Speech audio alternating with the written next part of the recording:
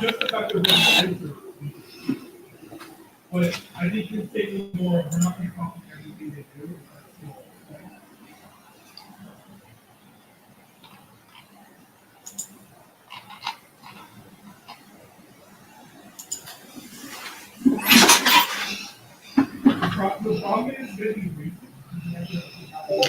Good evening, everybody, and welcome to fall. We are live despite a disastrous evening. I'll explain later, but I'm here. We're up and running. But I appreciate everybody. We've got some guests that are arriving. They are in the what I call the green room. I will be bringing them on in a minute. Hi, Squeegee and Justice. Jules, yo. Jules is here. Hello, Melissa C. Morales, Mary Kay. Hello. And we have 3 guests so far tonight. We have Miss Jedi Jess. And then we have, I'm sorry, got to adjust my little camera now. Everything's been a little cray-cray. Sneaky is back with us. Yeah, baby. And Miss Jules, which I don't see you on camera, love, Jules, at all. All right, guys, we are so glad to have you here. I'm going to be bringing everybody on stage. Are y'all ready for this? Hello. Jules has a puppy. Hi, everyone. Hi, Frankie. Yeah, Frankie's along with us. Can y'all say hello? Hello. I don't hear anybody. No? Oh, snap it. Give me a minute. Can you hear me now? I can hear. I can hear everybody else. Guys. Okay, good. I was like, yeah, I can hear everyone. Okay, that's great. That's weird. How's everybody been? Hold on a sec. Been I have a doing connection great. problem. Oh, It didn't okay. It just came unconnected. We're gonna I have apologize. like Y'all give me a split second. hello. So hi, Jess and Jules.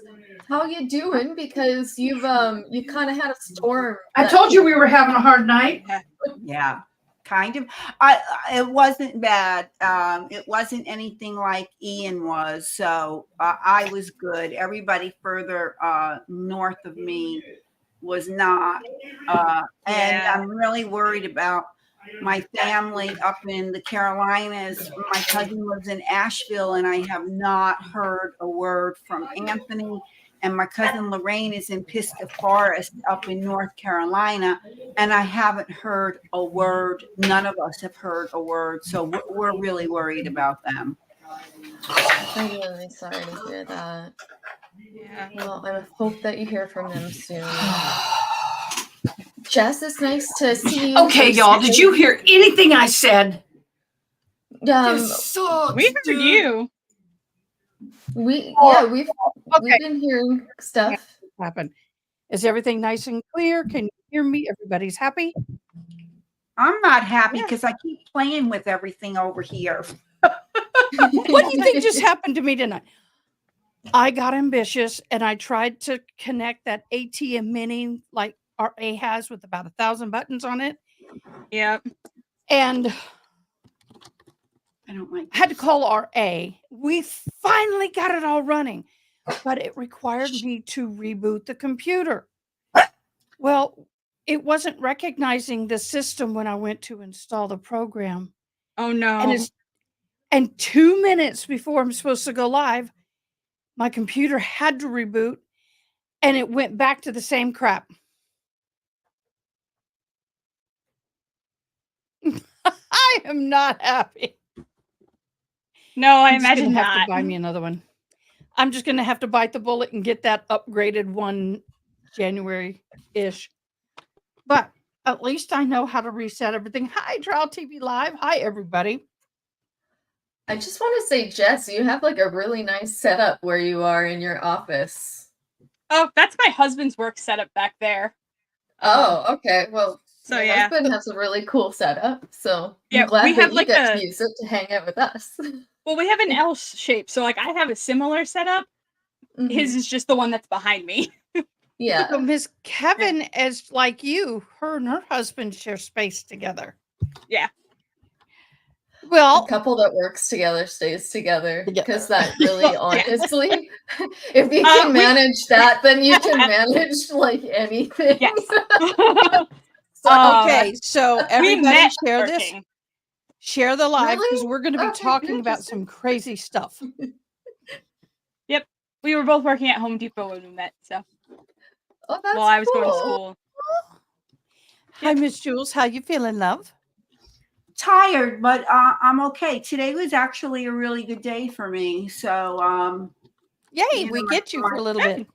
yeah, my body is starting to get accustomed to the Level out. chemo. Yeah, to the oral chemo treatment. So I actually graduated to pastina today. So I went from eating cream of rice for 5 days, and I said, let's try pastina, and it worked. So, you know, I had it twice today. I'll have it again in a little bit when I have to get ready to take, you know, the meds. And then tomorrow I'm going to try some fruit. Yay. Jedi, That's how how- have you been, love? Good, good. Spent my day making beef jerky and kind of hanging out and doing things around the house. You make your own beef jerky? It just started. This is only the second batch. That hasn't been a disaster yet. Brad X, Let thank you. us By the know way, how it goes. Jedi and everybody, if y'all share this and get people on, I'll put the banner up. If at the end on the 31st, we are going to be giving away a tumbler, but you have to put I sub, and I will check to make sure people subbed because I'd like to get to 3,100 by the 31st. Well, that'd be cool. Wouldn't that be Oh, cool? Yeah. I see. Yes. That would be lovely. I wanted to say quickly, for anybody who saw Squeegee's first show that Jules was on, the shooting the what's the politically Shooting correct term? Shiz. Shiz. Yes. Shiz. Can Not we say it with an accent? Yes, but so the first episode was great. I wanted to say I really enjoyed it. So thanks, Jules. That was You're lovely. welcome. And thanks, Chris Squeegee. Chris and Thanks, Chris and Aaron. Aaron. They have another good show coming up on Wednesday. Who? I saw that. Jedi? Did you No, see who? What? Not me. I They have lost. a forensic psychologist coming on. Dr. Rachel? On Yeah. Wednesday, in the hearing Wednesday. No. Wednesday evening, Chris is having Dr. Rachel, who is a forensic psychologist, and myself on. And Which one's Chris? the squeegee of justice. The Squeegee Chris. of Okay, that Justice Chris. is I know Chris. four. Sorry. I know That's a popular 4 name. YouTubers with the name Chris. And we Mhm. do I'm like interchangeably. We talk about Squeegee and Chris Trial like TV live. Trial TV live. Got it. Yep, we follow them. We have them followed. And absolutely, forgive me, guys. I do know a lot of Chris's, and there's several of them here. Oh, yeah. So I there we know go. a lot of Chris's, but he's the only Chris YouTuber that I know. Yeah, he is the only Chris YouTuber. So if I say So- Chris, that's who I'm talking about. You rock. You're awesome. thoroughly enjoyable. Ada was there. She was hanging out with us even though she was doing her homework. How did that go, Ada? How do you do homework at the same time as other stuff? Oh, it's I'm trying to completely figure that out. possible. That's how I got through law school. You went to law school, right? Yeah. Yeah, I'm thinking about law school. I'd be on the MBTA doing my homework, like sitting in the commuter Well, rail. Ada, you only live Mm. once, so you know if you can do it, do it. Go for it. Well, my Mhm. thing was I had already had it 90% written. I was just going by and doing the grammatical error checks, putting it in the APA. Is that APA. it? APA Yep. format, and just kind of tidying all that up. And I took a quiz. Good. My Just so favorite you know. season. Okay, it's weird. Spring has always been my favorite season. Fall and winter are not favorite because if you have rheumatoid arthritis or It's arthritis, awful. the cold Mhm. is a killer. Even this morning, I woke up and I couldn't bend my fingers. I'm trying to turn. I bought a real fluffy steering wheel cover, so I grasp this way versus this way. I'm waiting for my freaking wheelchair. It takes months to get your custom. I have an old one, but getting a Yeah. deep purple Yeah. custom one.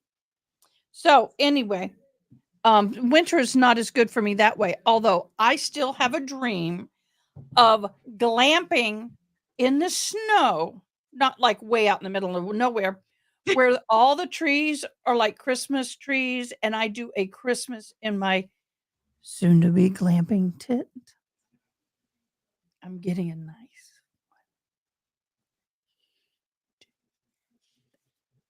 Ooh.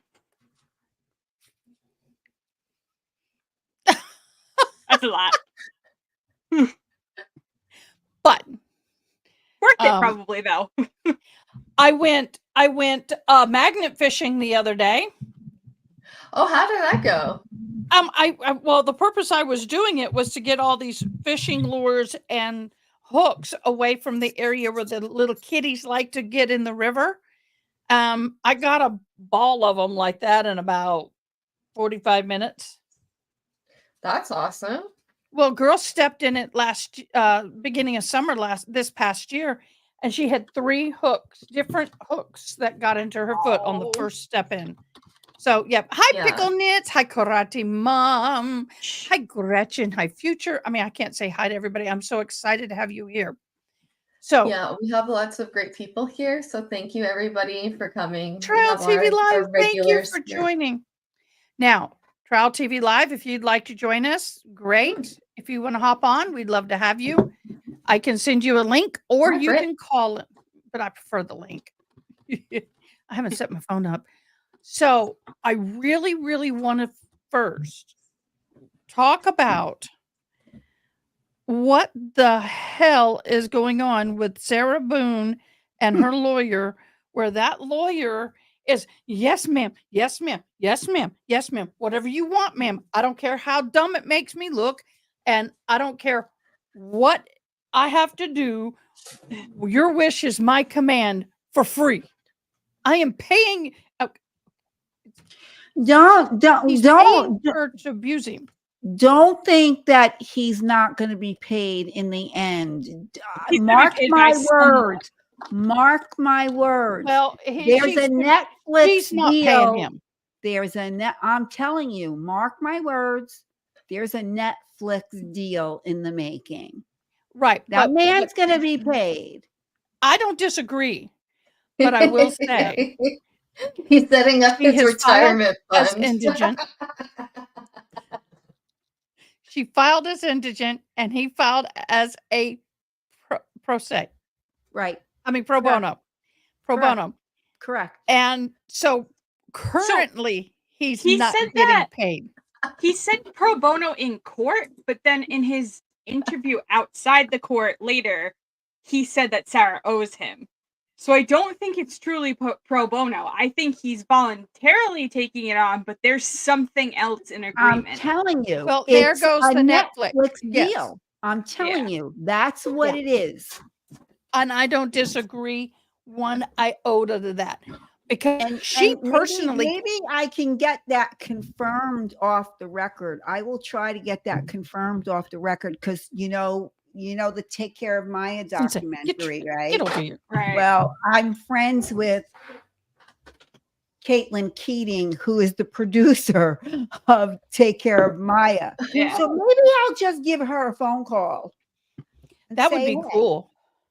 Well, Yeah. I guess the thing for me is that currently Great to have Jules here. She's got all of like the information. she's got all the little connections. As we do in sign language. Connect. My thing is that I know that he will eventually get something from somewhere. Yeah. But she herself will not pay, cannot pay. And on top of that, she cannot benefit from her crime. So if there is, if she's convicted, if well, by that some we're slim assuming chance- it. All this is yeah, assuming but conviction. yeah. Yeah, you Yeah. can't beat that video. I don't think that there's snowball's chance in hell. But And anyway, we my haven't humble even opinion. seen, and we haven't even seen the full video. No, we've only seen about 3 minutes, I think, total. Not even. It hasn't even Not been even. that. But that's why when I was talking to Chris and Aaron earlier tonight, it's like between being in court, you know, seeing the actual full length video is going to be mind boggling for me, as well as that suitcase. Oh God, yeah, because they're probably gonna bring it in. Oh yeah. Okay, did Like y'all the actual suitcase is gonna come Suitcase. in. So for those of you who don't know, legally, if she's found convicted, she cannot profit from her crime. So Right. if there is something made, what she can do is sign over what she would make out of that to her attorney to reimburse him. Mhm. She can send it to a nonprofit.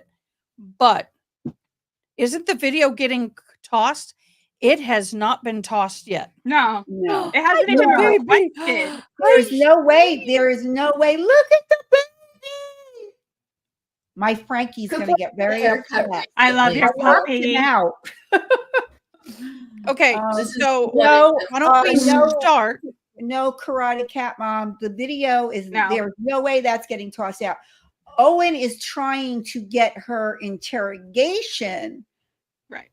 video and the body cam video tossed. That's over missing one line on the Miranda. It's not going to happen. There's no way Judge Cranick is going to toss it. None.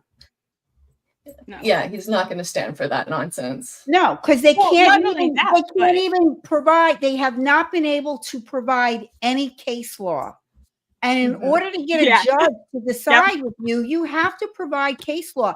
He cannot cite any case law that pertains to this particular issue. Now, if she was never read her Miranda rights at all, that's a whole different ballgame. I will disagree that there are cases where he could make an argument. He just didn't cite them. Now it's a didn't weak cite them. argument. It's a weak argument, but there are cases he could cite that kind of do, especially when they have the comments about it being protocol. Again, the state already addressed that. It's a weak argument. I don't deny that. But he had an argument. He just didn't make it. Like he just didn't bother And- citing the case. And He Judge didn't- Cranick reserved Yeah. it. So we'll see. We'll see. But I don't think I thought it was anything interesting. that Owen He is asking decided to for. phone it in. Like he's smart enough to figure it out, but he was just like, I'm just gonna put this in there and then not And put it in there's the other. 5. There's a total of 5 people now on the team. You would think someone would do. Yeah, 5. Yeah, he's probably got a couple paralegals. There's at least 3 attorneys No, he's filed got in. 2 other attorneys. Yeah, he's got 3. There's 3 attorneys total, and then there's probably And at he's least got 2 2 paralegals. paralegals. So he's got the help. And if Well, this I is wanted his to area of law, he should already have that case law written up. I don't think many of his cases have actually gone to full trial. No. And people don't realize the majority of cases are settled out of court. If you look at in general, am I not correct? The majority of cases that a lawyer takes on are going to be settled. Well, Boone the should one have settled. The one thing about Owen, I will say, and I don't know if anybody is aware of this or not, but he is very well known here. He was attorney general, not attorney general. He was an elected to the public defender, but it was for only 3 years. That's a very short stint. It's still though. He did that position with class. He is very well known. He is very well liked in the entire state of Florida. The man's got a good reputation. I am not going to take that away from him at all. But it's clear he doesn't have a whole lot of trial experience. In his younger days, he did. And yes, but the law has changed so much in 20 years alone. He was cited when he was talking about suppressing the motion in general. He was talking about stuff that hasn't been law in a long time. So that's what I'm saying. It's like he may have trial experience early on, but if you don't keep that up, you lose it. Well, all I could tell you is I live here. I know the man's reputation. He's got an excellent reputation. I'm not going to take that away from him at all. And I'm not saying that he can't. And he's going to give Sarah Boone, which she is entitled to, the best defense that he can give her. Will it fly with the jury? I don't know, because that's where I disagree with you, in the sense that if he was giving her the best defense, he should have cited case law in that motion. He should have, but we haven't gotten to trial yet. I'm talking about trial But coverage. that's part of trial practice, is the motions to dismiss and suppress. That's what I'm saying. That. But it doesn't seem like he's got that up to date. I'm not saying he doesn't have the skills. I'm not saying that they're not there somewhere and that he hasn't been a great trial lawyer before. I'm saying that as of practice now, he's missing something. He should have cited cases. I guess you'll find out what he's really worth when the trial starts next week. Well, also, we need to keep in mind, he has stepped into a landmine that where every 6 inches you've got a time bomb waiting to go off. And so he is super frantic. So that may be some of why he's behaving and just kind of he dove into the deep end, not realizing how deep this was. What you have to understand, though, is as a practicing attorney, you have templates. You have a lot of that stuff established. So if he did this regularly, as far as motions to suppress or anything like that, he'd have a template that already outlines the case law. So then he's just plugging in the facts of the case. That's how it's been at every law firm I've worked. It's how it was when I worked in the public in public offices too. It's always been, even in my current job, I have templates and you plug in the different things. Sure, you might have to tweak the law depending on the situation. And that's why I'm saying he might just be out of practice in this area, that he hasn't done this in a while. We'll see. I'm not going to count this man out. I'm not counting him out. He's a good guy. What Gretchen said, she's absolutely correct in my opinion. What Gretchen said. You just had it up two there. things. All right. First of all, he was hired originally, and some people don't know this, to meet with Sarah Boone for her to take a plea deal. And she goes, I don't think so. I'm not going to do that. No bueno. And then Owens was just managing SB with these motions. He hadn't taken the case. He met with her several times. Now, do y'all remember when I was reading the daily behavioral logs and it stated she met with the lawyer, and I said, she's getting a lawyer. And everyone's like, nah. Yeah, she got a real lawyer. But here's the thing. I'm not going to judge him. I know hot flashes. No, it's a side effect. Yep. But what I wanted to look at on this is number one. Oh shoot, I lost. We were starting out. Let's talk about the video. And what I mean by talk about the video is the admissibility. And it starts with the Miranda rights. Now, I went back, I looked at a lot. I mean, I've been diving into documents. I've been diving into a lot of videos from everywhere for the last 2 days. And it has been said multiple times that she was read her Miranda rights the day before and was given a printed copy. Now, here's the thing. This girl's been arrested twice. once for BS and by strangulation, and one was a motor car issue, something like that. She was arrested for some issue. So she knows her rights. So but you have to read them each time. You can't say, Yes. well, you knew them then, but they read them to her the day before.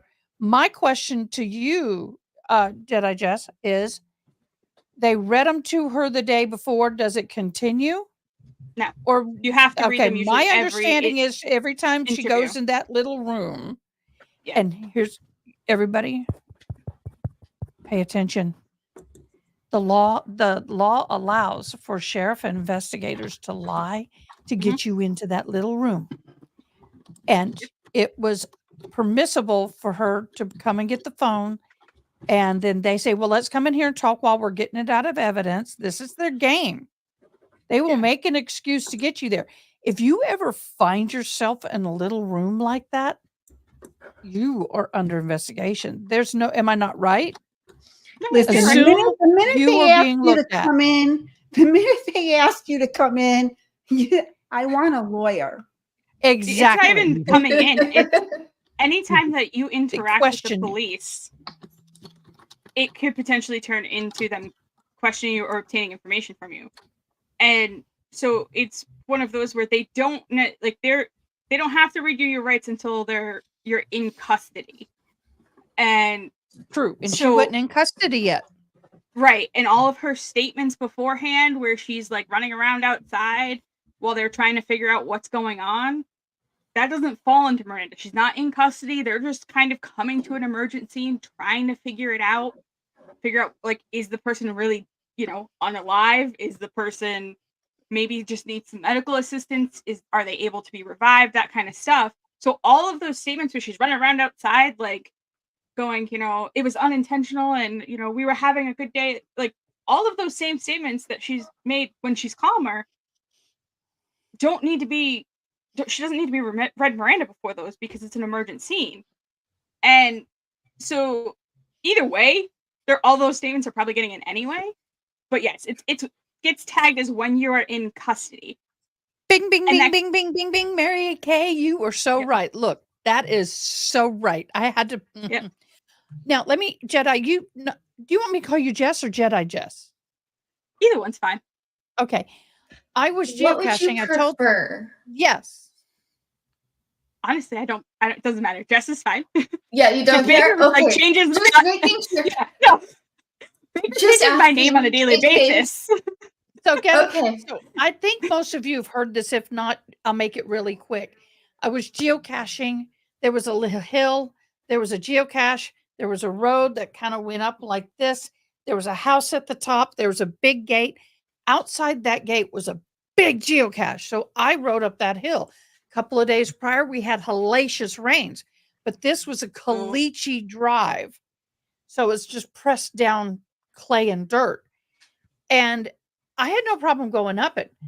And I got my cache. And I found my first travel bug. I was all excited. And I'm coming down. So I'm circling to the right. And I could see, because I'm on that side, that a truck had been going down the ravine. And it was this teeter-tottering being held up by trees. But it was at such an angle, I couldn't see inside. And I'm a first responder. My first thing is I don't want to find something bad. Probably nothing. They got out, but I got to check. I found a deceased body. And the tree widowmaker, which is a branch that's broken off, had pierced through the person. Ooh. And he was from out of state. His wife hadn't heard from him in almost 2 days. But she said he was out looking at a bunch of property and figured he didn't have signal.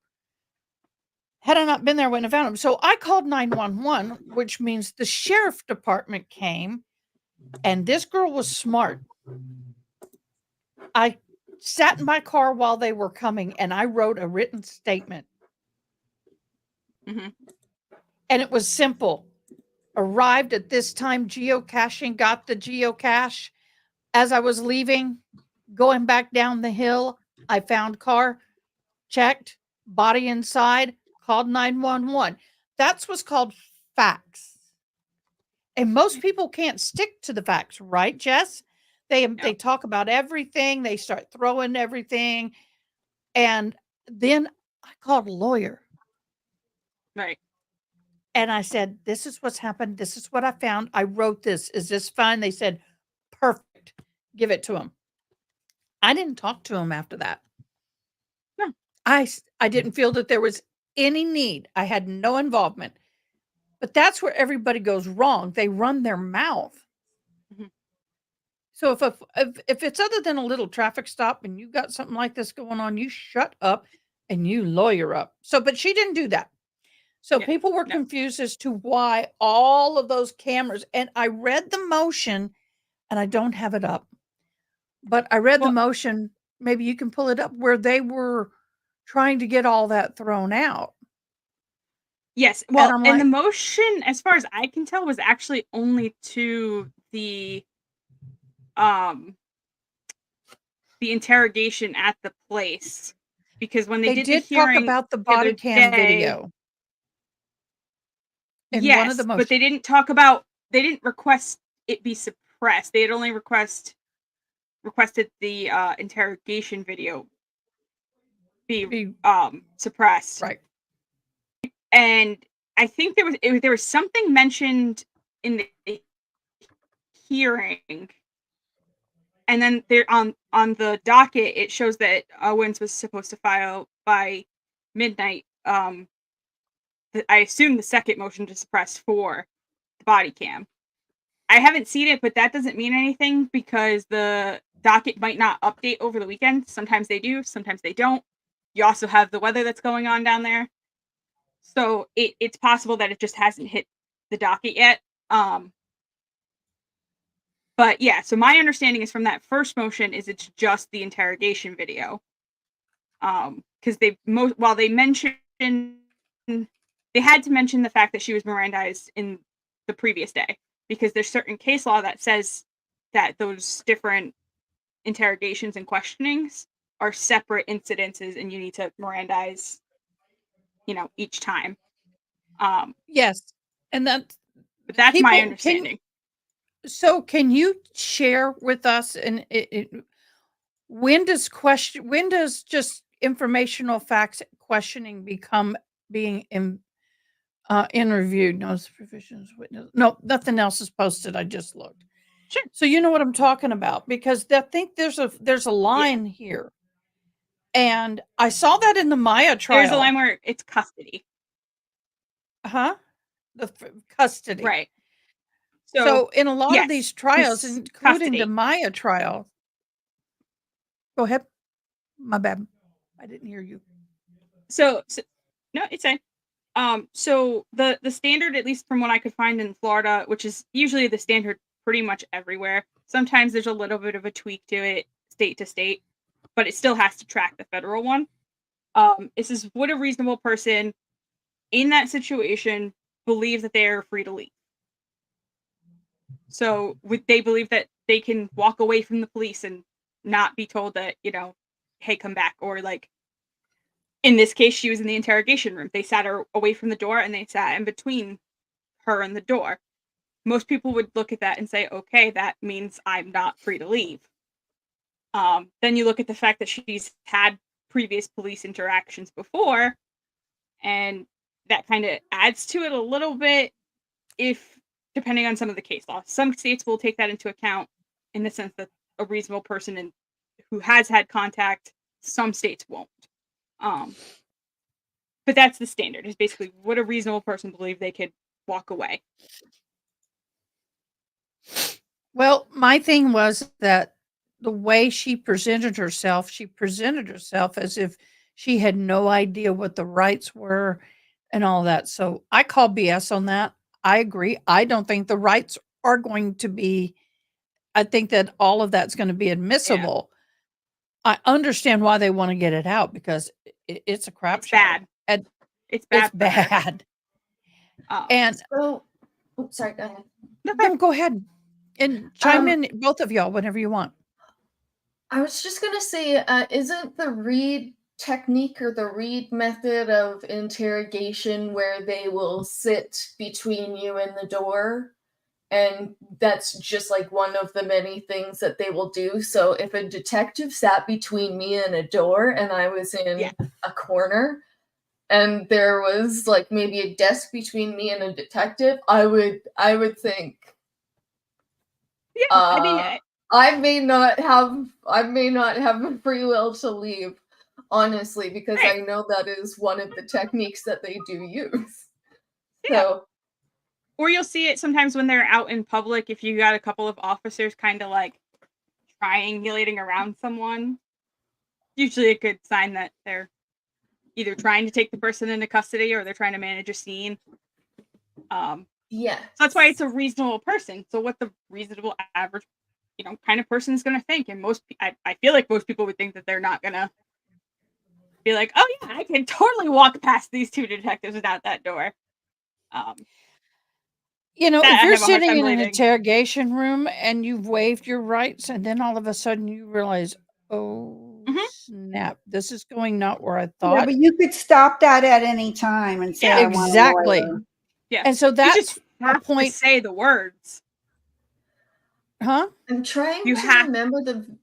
Oh, sorry. Go ahead. you have to say the words, I want a lawyer. Like it Right. can't You can't say, I think I want a lawyer, because they can right. still keep going. You have to say, I Mhm. want a lawyer, Or or do like, I give need me a a lawyer. lawyer? If you're Yeah, Yeah. like asking an anything officer like of that. the detective And or investigator, right, Jules? If you're asking them, do I need a lawyer? The I answer you is don't have want you obvious. to. Yeah, you they're have to not also going to voluntarily say, yeah, you need a lawyer, or yeah, you better call. No, they're never going to tell you that if you put it to them that way. no. Like And Stephen you Stearns did. Do you think I need a lawyer? Oh, Jesus. maybe. Sorry. Well, But Man. you also have to stop answering questions.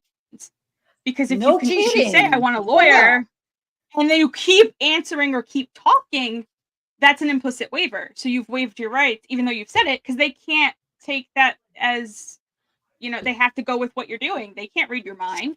so here's a good question for Yep. everybody to learn. If I start talking and I'm realizing that I'm under investigation, or this could lead to something or go where I'm not comfortable, can I just say, do you know what, guys? I have an appointment and I'm done for the day. I need to go. If You they can don't let try. you go, you are being detained. But Yeah. but if my question is do you have to say I need a lawyer, or can you say, do you know what, guys? Yes. I think this conversation is over. Mhm. You absolutely need to say I want a lawyer. That the case law is Even very clear on that. okay. You have to specifically say I want a lawyer and then stop talking. Yeah. So I don't think that this motion for her is going to go well. Um, but there's so much to glean from her conversation. What, Check love? the private chat. I'm going there. I'm okay, Jules. Love you. Thanks for hopping in. Feel better soon. Hope you feel better. Yeah, it's okay. I'm blessed that she hopped in. Oh, yeah. It was really nice to see her. Hey, Hi, people. Kristen. Oh, hi, Now, Kristen. one of the things that interests me in that interview was her almost, she's not multiple personality by any way, but you No. see these personality switches going Mm. on, and that's manipulative. Mhm. How do you think a jury is going to react to that? Because you got those on one hand who can say, oh, Yeah. she's in shock and she's in fear and she's just rambling and she didn't understand her rights. And then you have others who be like me. I'm like, bitch, please, you knew exactly what the hell you were doing, and you were rattling everything off, and you're screwed. Yeah, I mean, the jury's going to take how most average people are. They're going to look at it, and you might get some that are like, feel bad for her, but then when they get back to discuss it, they realize, oh, okay, no, this was a manipulation tactic. You saw that a lot with like the Amber Heard Johnny Depp case, where there were people coming from all over saying, no, I could see her being manipulative to him. My abusers were like this, or, so and so, the person I was in a relationship with was like that. So they're gonna tap into their own life experience, and if they've ever been around someone like that, they're gonna spot the signs immediately. Wait, And the they're gonna whole convince the ring other ones. part? The whole ring part? I'm pulling a blank. Oh, he had an Ring engagement finger? ring. Oh, She kept asking about when she could get his engagement ring back or something yeah, like that, yeah, because she had bought yeah. him I'm one. like, okay. And the battered spouse thing bothers me because they're not married. That doesn't matter. I know it doesn't matter on that part. And some people thought he was living with her. So I'm trying to clarify some things here. And I had someone send me a question, said, look, he wasn't living with her, and they had squabbles, but how does that equate to battered spouse syndrome versus just, what is it called? If I get in a fight with my girlfriend and we beat each other up. I mean, that's TV. And then we become friends again, we forgive, and we go drinking, and about 6 months later we get in another fight. Domestic violence? Still under the law, it's still tagged as DV. They don't really separate out the underlying cause of the DV very well, if that makes sense. It does. But that's why I've had some people ask me this question. Now, I knew the answer, but Yeah. talking about it and hearing, I'm worried that some of the jurors may not understand the difference, because they're going to have to explain how her situation, because they're not married, they're not living together, fits Right. into that scenario. Well, and that's But- where their expert is going to have to explain the idea of battered spouse syndrome, and then the jury's going to have to look at it and decide for themselves whether or not the situation fits, because that's part of the underlying facts. And so they get to make that decision. And I don't think she clearly falls under the BS, because I want to say, because first of all, she's also been arrested.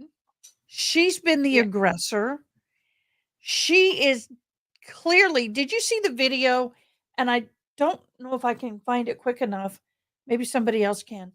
Where she's being interviewed the first time, and the officer is trying to get her to clearly, I want a timeline. He arrived here, he did this, and she could not give a timeline, but then it was almost like she was feeding off of his suggestions. Yeah. And it's not completely abnormal for those kinds of victims to not be able to give a perfect timeline. But there's also, like, you can usually spot when someone is trying to fool the system. And usually how you do that is by feeding off of those suggestions rather than saying, okay, what happened here, what happened there. So that's kind of it's not really surprising that she didn't give a linear timeline. Most real victims can't give you a linear timeline, because there's so many times where things happen that it all just kind of blends together. Don't disagree, but it went from a smack push type thing to almost a full-blown fear of death. Yeah. Well, and that's where I'm saying, like, evolving. Yeah. And that's just it. And that's where you can usually pick up, because most victims will be at least consistent in, like, no, Karen, what happens. People, this is Jedi Jess, y'all. Not Miss Karen. You, Miss Kevin, you do kind of background and very similar. Yeah, actually, The Office does look quite similar. Yeah, and it does. So surprising. That's why. But it's so hard with this kind of case, because if you're not in the legal system or you're not in that world and understand the courts and the lingo, it's hard to fully get a grasp Yeah. as to how all this kind of, and sign language would be comes together. And I'm kind of concerned about these lawyers if the jury, if the lawyers aren't able to make that fit, because everyone thinks this is a slam dunk, but I think it the will not be a state slam will dunk. be fine. Because they've already got a rebuttal expert to her BS expert. So I think they'll be fine in that sense. And they seem to have kind of like a clear view of the case. I don't get the same vibe I did from the prosecutors in the Ashley Benenfield case. Um, it's clear, like, while they have some, like, she clearly did this, like, we're going forward with this.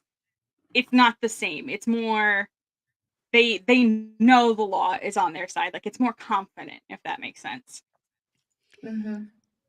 Tomorrow, I kept thinking this week was the week of the 6th, 7th, and 8th. I just lost a whole week in my life. Last week, I only had probably a third of the sleep every other week I get. But I am going to do tomorrow. We're going to watch that interview. And then I wanted to know more about these attorneys because I have something I might do. I think we talked about it, but I'm going to talk about it again. But tomorrow I'm going to go through some of her letters. I'm just trying to go through all the ins and outs and try to get people caught up because I know people are getting bits and Yeah. pieces of this.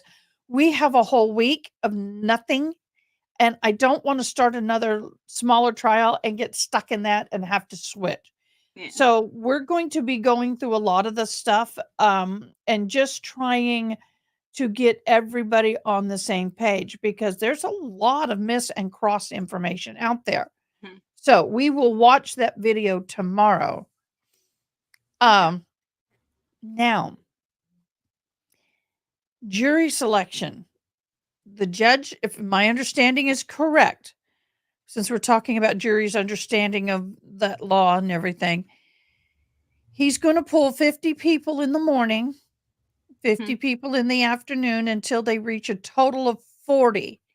Then out of that 40, they will start questioning and pulling from each side. But I was wondering, because a lot of us have never been on a jury.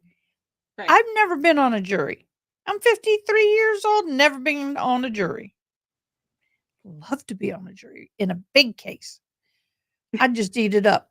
But they wouldn't because they discriminate because I'm deaf because they don't want to pay an interpreter. But anyway, will you do me a favor and let's talk about the process? So what is the first phase? Like what is that called when you pull for the first phase? And at what point do the lawyers start asking questions? Just describe that whole process because a lot of us don't know this. Yeah, and so they're not really named. Like, they don't really name the phases. But what they'll generally do is they'll start with what Kranick said. Is they'll start with all right, who's the new mom? Who can't financially take the burden of being out of work for the next 2-3 weeks or whatever the trial is going to be? And they'll do that by like a hand raise. The one of the trials that I've actually recently watched that did that process like live was the Chad Daybell trial. Yeah. And so they'd pull them in and they did all of those questions. And then they said, all right, XYZ jurors are excused that for cause or for cause, for statute or whatever they're using. Every state is different on how they define that. And then once they narrow down the pool to a group where they have people who can, who it's not going to financially burden, who don't have to worry about childcare. They have people who could sit there for the 2 to 3 weeks. Then they'll move on to the more nuanced questions or the questions that were there. A lot of times it's hypotheticals. Well, they'll be like, well, or they'll ask, what is your definition of self-defense? What, if you disagreed with the law, could you still, follow the law and find in favor if the law is met? So like they'll go through that process and they'll kind of do that in smaller groups, usually like I've seen 10 to 15. It depends on how many people they are and how many they're trying to get through. And then once they get through that part, they'll weed it down again. And usually the last part is just they have a list of the jurors that they're going with, and that's when the attorneys start making their challenges and saying, or preemptories. Sometimes they'll do that earlier, but for the most part, by the end, it's a really quick like flash round. It'll be like, juror 5, good to go or no, and then it's usually the first like. I think this is Florida, so I think it's 6 because it's a non-death penalty. In other states, it's 12. They'll take the first whatever, and then they'll decide on how many alternates they want. Christian, good question. So the voir dire is when the attorneys ask. That whole process is voir dire. From the start, where the judge is asking those questions of who can financially do it, who has children that they have to worry about, who just had a baby, who has relatives that they have to take care of. All of that is part of the voir dire process. Now, sometimes that happens in paper form prior. Right. Sometimes they'll do the question. Well, they always do a questionnaire ahead of time, so that way you get some basic information on the jurors. And so that's why when you saw the like Johnny Depp Amber Heard trial, and they tried to challenge one of the jurors for being the wrong person, because it was like a father son had the same name and lived at the same house. You have the sheet ahead of time that says a lot of the basic information, like their age, where they're employed, those kinds of things. So that way you can kind of go through and start weeding out things you might want. I love your personality, Mary Kay. No, that's great. Sorry, So that was a know good. that wasn't a good one. necessarily your Nice question, giggle. but sometimes we'll take a comment and flip it into a question because some people don't know. But one of the things is that, so is it the Ashley Bennifer trial? She's the Black Swan. Yeah. Who had a juror who supposedly did not answer the questions appropriately, or did not share that she knew somebody, or she and her family had gone through this DV and all this kind of stuff. And that's why they're seeking to either appeal to get a new trial, or they're doing the interviews first. Yeah, but the interviews of the jurors first. That's why it's important to be honest, because it always comes out. And they can do background checks on you. If you make the thing, you better bet those attorneys, if they know your names, are going to look you up and find everything they can about you. They actually hire people who are jury consultants. Thank you.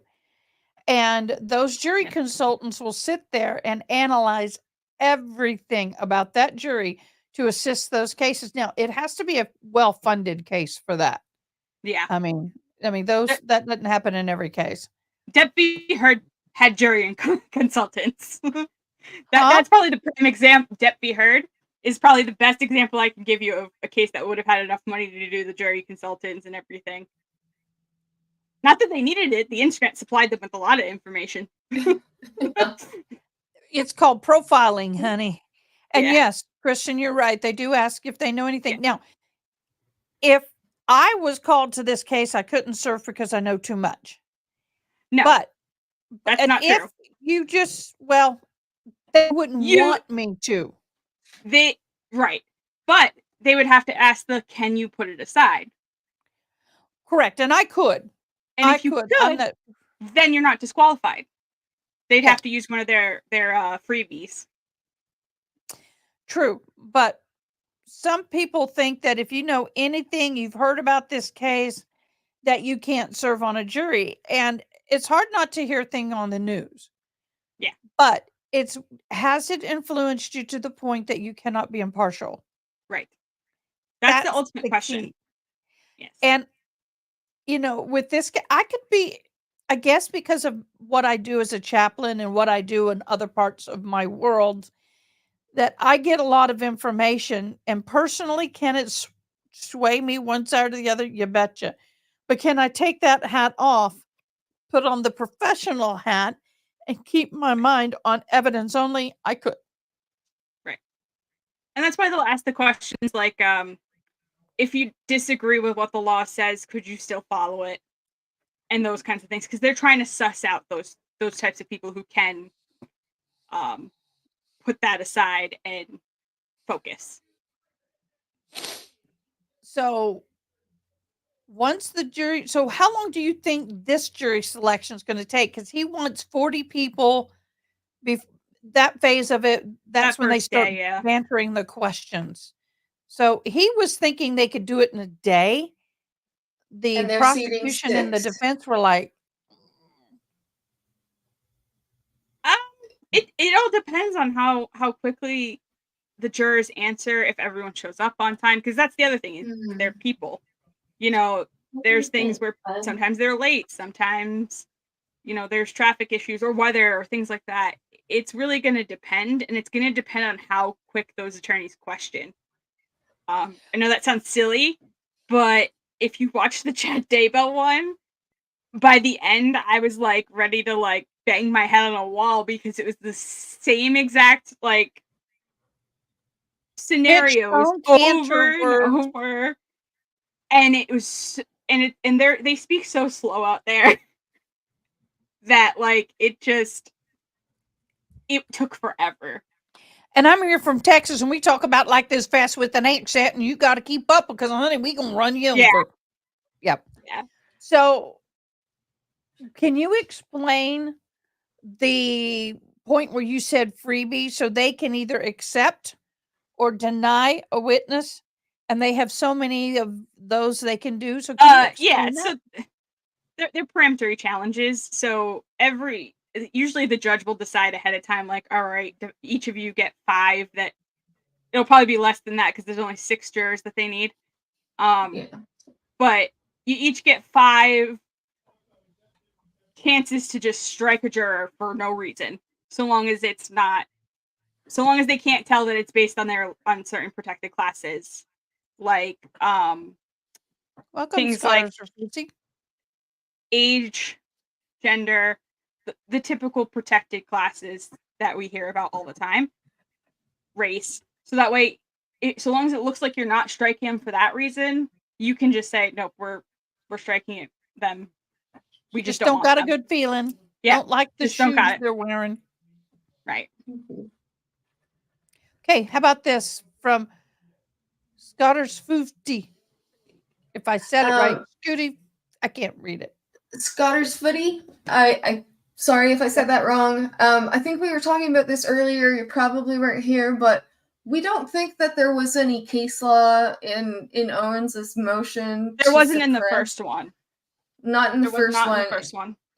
And we don't have the second one, do we? Is it? No, it was due by 11:59 on the 27th, but with the digital systems, it may not post until Monday morning. Or he had made a comment in the last hearing that he just sent it to the judicial assistant, which is not something you're usually supposed to do when there's an electronic filing system. That will usually make most judges mad unless it's like the middle of trial and they're telling you to send it to their judicial assistant. In this case, they're so close to trial that it's probably fine. But if they send it to the judicial assistant, it can take like a week to get on the portal because someone's got to scan it in and all of that. It's at the bottom of the pile and it's got to work its way up. Well, I want to kind of go sidebar for a second on this, a side question. Yeah. All of these letters that Miss Boone wrote. Yeah. Do you think they can bring that in? I've had people actually sending me questions, and I've taken some of them for tonight. Do you think that they could or should be brought in? And are they permitted to if the prosecution wanted to? to show her mental and to show what's the word I'm looking I for? think it's going to come down to whether or not they're relevant to the case. And I think a lot of what she wrote about isn't going to be relevant. Now, if she takes the stand and tries to say something that's opposite from what's in those letters, they You then betcha. become very relevant because it's an impeachment thing. Do you think So- she's going to take the stand? I Singing. think she might. I think she might be crazy Is she? enough Does to she? do- Does she love herself so much? I mean, I come could on. Why see- else would you want hair and makeup, guys? I'm a makeup artist. doing Amy, it. I I'll can go. see her doing it. See, the thing is that Sarah does believe that she is the smartest woman, smartest person, smartest entity in the She room. And does. so it's funny to watch And sometimes she's gonna because want to.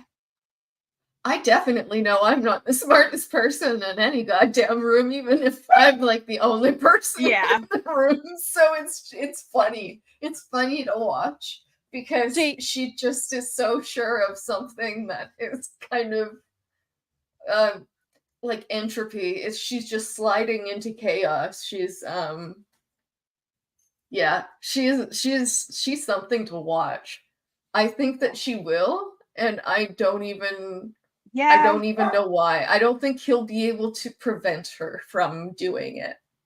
I don't think well, so that's the thing. If your client wants to testify, that's their choice. You don't really get a say. You can tell them, "Hey, this is not a good idea. Don't do it."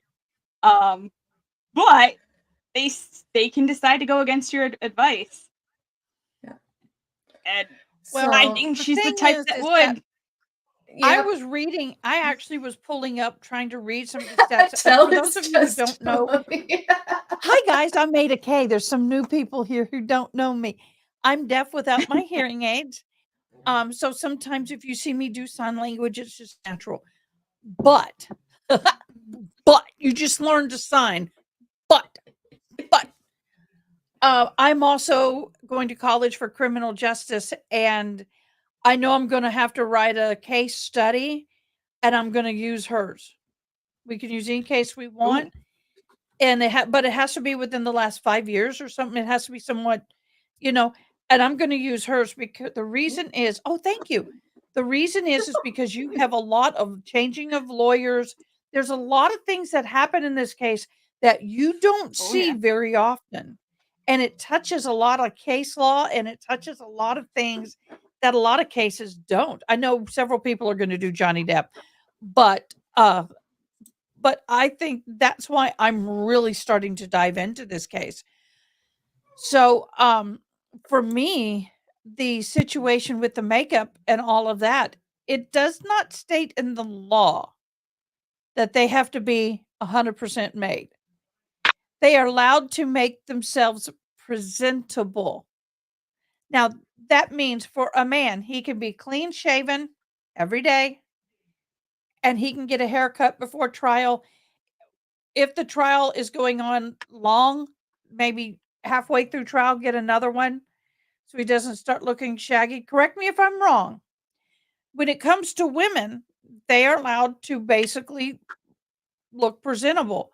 Their hair needs to be neat. They need sometimes braided or, but you've got people who are like Martha Stewart or I've joked about her, money, but though. really, let's talk about Karen Hannah Gutierrez Reed, for example. She was not in jail; she was bonded out, so she had the ability to do her hair or have someone do it and pay for it. She's in this little nut job is in jail, so she can have. I'm sorry, I shouldn't call her that, but that I'm just in a mood tonight. This tech thing's got me all in a mood. But she can have a co-inmate braid her hair. They can give her access. I think, can't they give them access to a curling iron or something like that at the jail or at the courthouse? So, to a curling iron. There's probably something, though, They'd probably be very supervised though, because that could turn Well, into I a knew weapon someone who real went through quickly. this kind of thing, and when she got to the courthouse, there's a holding room that have them in, and when she met with her attorneys just before court, they Mhm. meet every day, or this one did. They brought her a little thing of makeup, and they had a curling iron, and they had, of course, a bailiff or security in there from the jail, but she was allowed to do it herself. That's not the case here. Miss Little Sweet Thing wants a professional hairstylist. And I'm like, Yeah. which, please? You had longer hair that you just cut shorter. How the hell are you going to do your hair? Like we did in the 80s? Do you know how we did the big thing with the little things here and then that big stuck up thing? But anyway, I'm Do gonna you get off of remember that. But in your the opinion on the hair and makeup, and then we'll go into the clothes. I got some. Go Yeah. ahead. Do you remember in the notes, the behavioral notes, it said Sarah was saying some comments about the girls who braid hair, and it was very racially motivated? Yeah, the hair Maybe she braiders. should have been nicer to the girls who braid hair so that she could have looked nicer for her trial. Maybe she should. Good for you, ADHD jelly bean. So On that's the hair that. issue, and then we'll go to clothing. So that's what Yeah. when I was making my tea, I'm like, she should have been nicer to the girls who So- braid hair. My eye was like twitching. I'm like, Sarah, Well, don't 'cause mind me. I'm just having like there's a little probably a good chance that they comedic know fit. people or know how to do things. Yeah. Like they're gonna know how to deal with being in prison, and They're gonna make your face better when I make say your that, I hair mean better. they're gonna make you look better. And when you insult So them one from thing the that get they go, do is they burn toilet paper or paper and get the ashes and a little soap, and they yeah, kind of make a paste, and then they will take Vaseline they'll take a couple of hairs from their toothbrush and put Vaseline and then swipe it through and do the eyeliners and eyebrows. Yes, they got ways, yeah, but I'm like, they got okay, ways. let's look at you in all the videos. You had no makeup on and your hair was just combed. Yeah. That is your norm. Yes. Yes, they are excessively Yeah, they are. resourceful. But it to me thinks that if I was the judge, I would be thinking, okay, we got videos. How are you every day? And I'm not and it also comes down to me personally. This is that no one else has ever done this, so this may set a precedent. And are you wanting to Actually, be there that have been judge other that sets requests. I wouldn't be surprised if there were other requests for this kind of stuff. We probably just don't see it as frequently but because it's they not as had the money to popularized. pay for it. Right. The client had the money to pay for it. But I this might dare also go back she to does what not. Jules was saying about there being a Netflix deal, and if there is, There could be they what we may be call a willing sugar to, lawyer. yeah, or I mean, it could be a friend or like one of the paralegals just happens to have their cosmetology, license and stuff from a past career. I don't necessarily see it as like a terrible thing. Like I understand wanting to put forward the best look. I don't think you need to hire professionals to do it though. I guess that's where my T is with this. The word professional. If he would have said, Your Honor, we'd like to be able to have a little makeup, maybe a curling iron under supervision in a room in the back for her to prep herself for trial. Yeah. That would not have That could also just be any like a guy issue thing. with that. Huh? Like, do you know what I mean? Like he's a guy, he doesn't fully understand how it what goes into making what a woman does to do that kind of stuff. So he just kind of said professional and didn't really know what It was was in the needed. motion professional too. Was it? We're Okay, gonna yeah, watch then, you guys, oh we're no, it gonna does be say watching professional. interviews tomorrow. Holy hell. Yeah, oh, yeah, we're it does gonna say.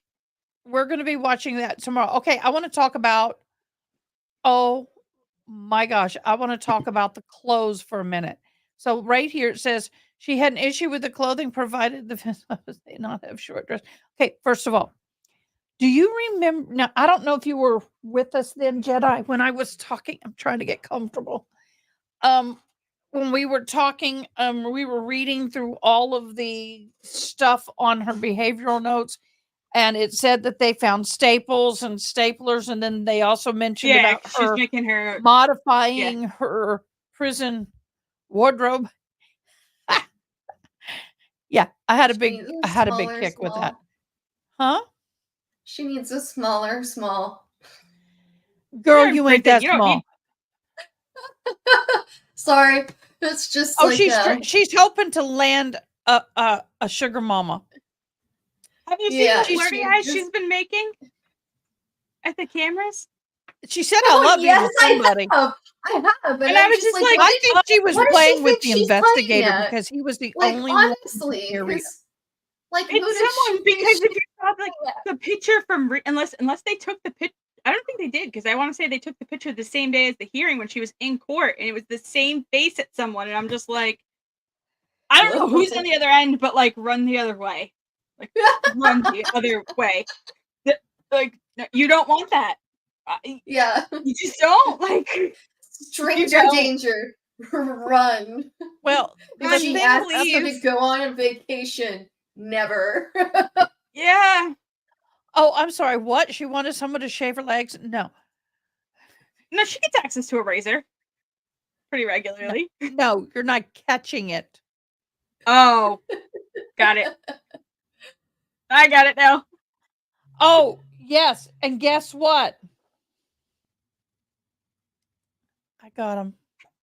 These are seed beads. They are so Did you tiny. drop all those? This exact one 100% on the floor. Carpet. Oh shoot.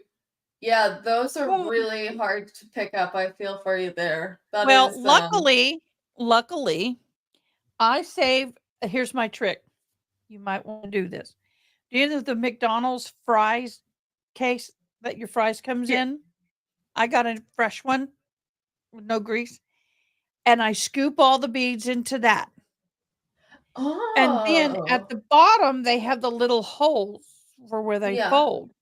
Oh, And yeah. sometimes when you have pet, you may have a little pet hair mixed in or whatever.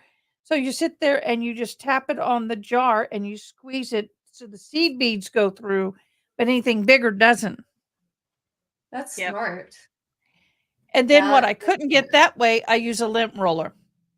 So it only took me really about 8 to 10 minutes with all the, because they didn't just go here, they went everywhere. So Roller anyway, or duct tape on a like Swiffer. I've tried the duct tape, but the problem is the beads become sticky. And when you're trying to bead and they start sticking together, it sucks. Yeah. You So- can try painter's tape. Painter's tape is less sticky than duct tape, but still pretty Oh, sticky. yeah. Well, that's You're the right. same thing the roller That's does. true. Yeah. Lint roller. I was just thinking So- the Swiffer board. Oh, Bigger. Angela, babe. Oh, thank you so much. Uh, I think Yeah. Sarah does have a new Which is love in the terrifying. courtroom. I'm Who scared. would ever consider loving that woman I'm would ever- terrified. if she is found guilty to figure for out. ending I'm the just life of thankful her her lover child- in a suitcase? Okay, so we're going to talk a little more about clothes. Everybody keeps talking about that ankle thing is more of like an ankle monitor type thing. Y'all don't realize what that is.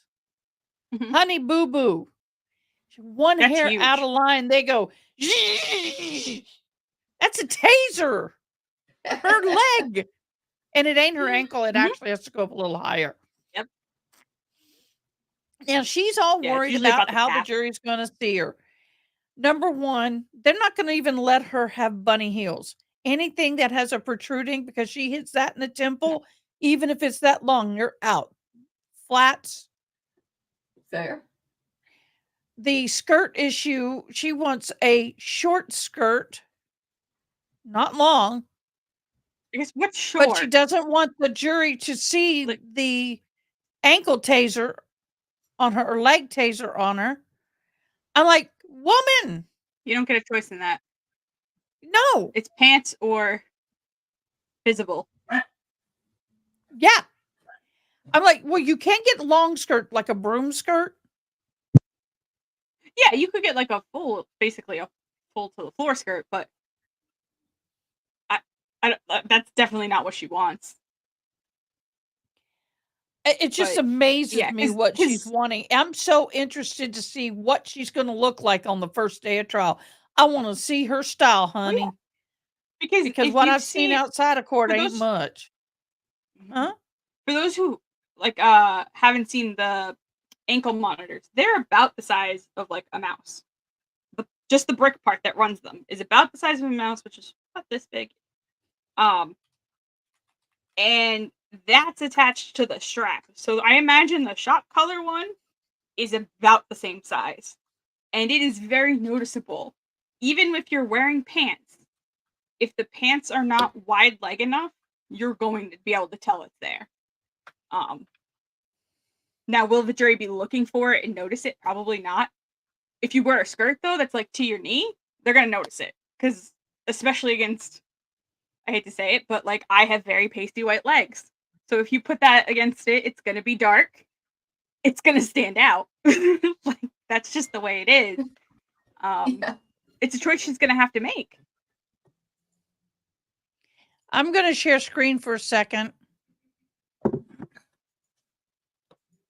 I also have very pasty white legs. Yeah. It's a No matter fun what I club do. to be a part of. Like, no matter what. Yeah. You get like a light tan up here, like on the arms and stuff, but the legs always stay pasty white. Oh man. Okay, so Yeah. here you go, guys. This is what it looks like. This is not a regular ankle monitor. This thing has prongs on it, and they can zap the hell out of you. Okay. Yep. And it actually doesn't ride on the ankle itself. It's more like on the calf, isn't it? Yeah. Because it needs the meat for it to connect to the skin. So, y'all, to me, I'm just kind of like, y'all are idiots. I mean, she's an idiot. Yeah. The stapling of the clothes, oh gosh, that was priceless. That is so prison knowledge. Who would not have come up that who's never been to jail would never have come up down that on their own. Yeah. I can't do knitting right now, pickle knit. Oh. Oh, I'm sorry.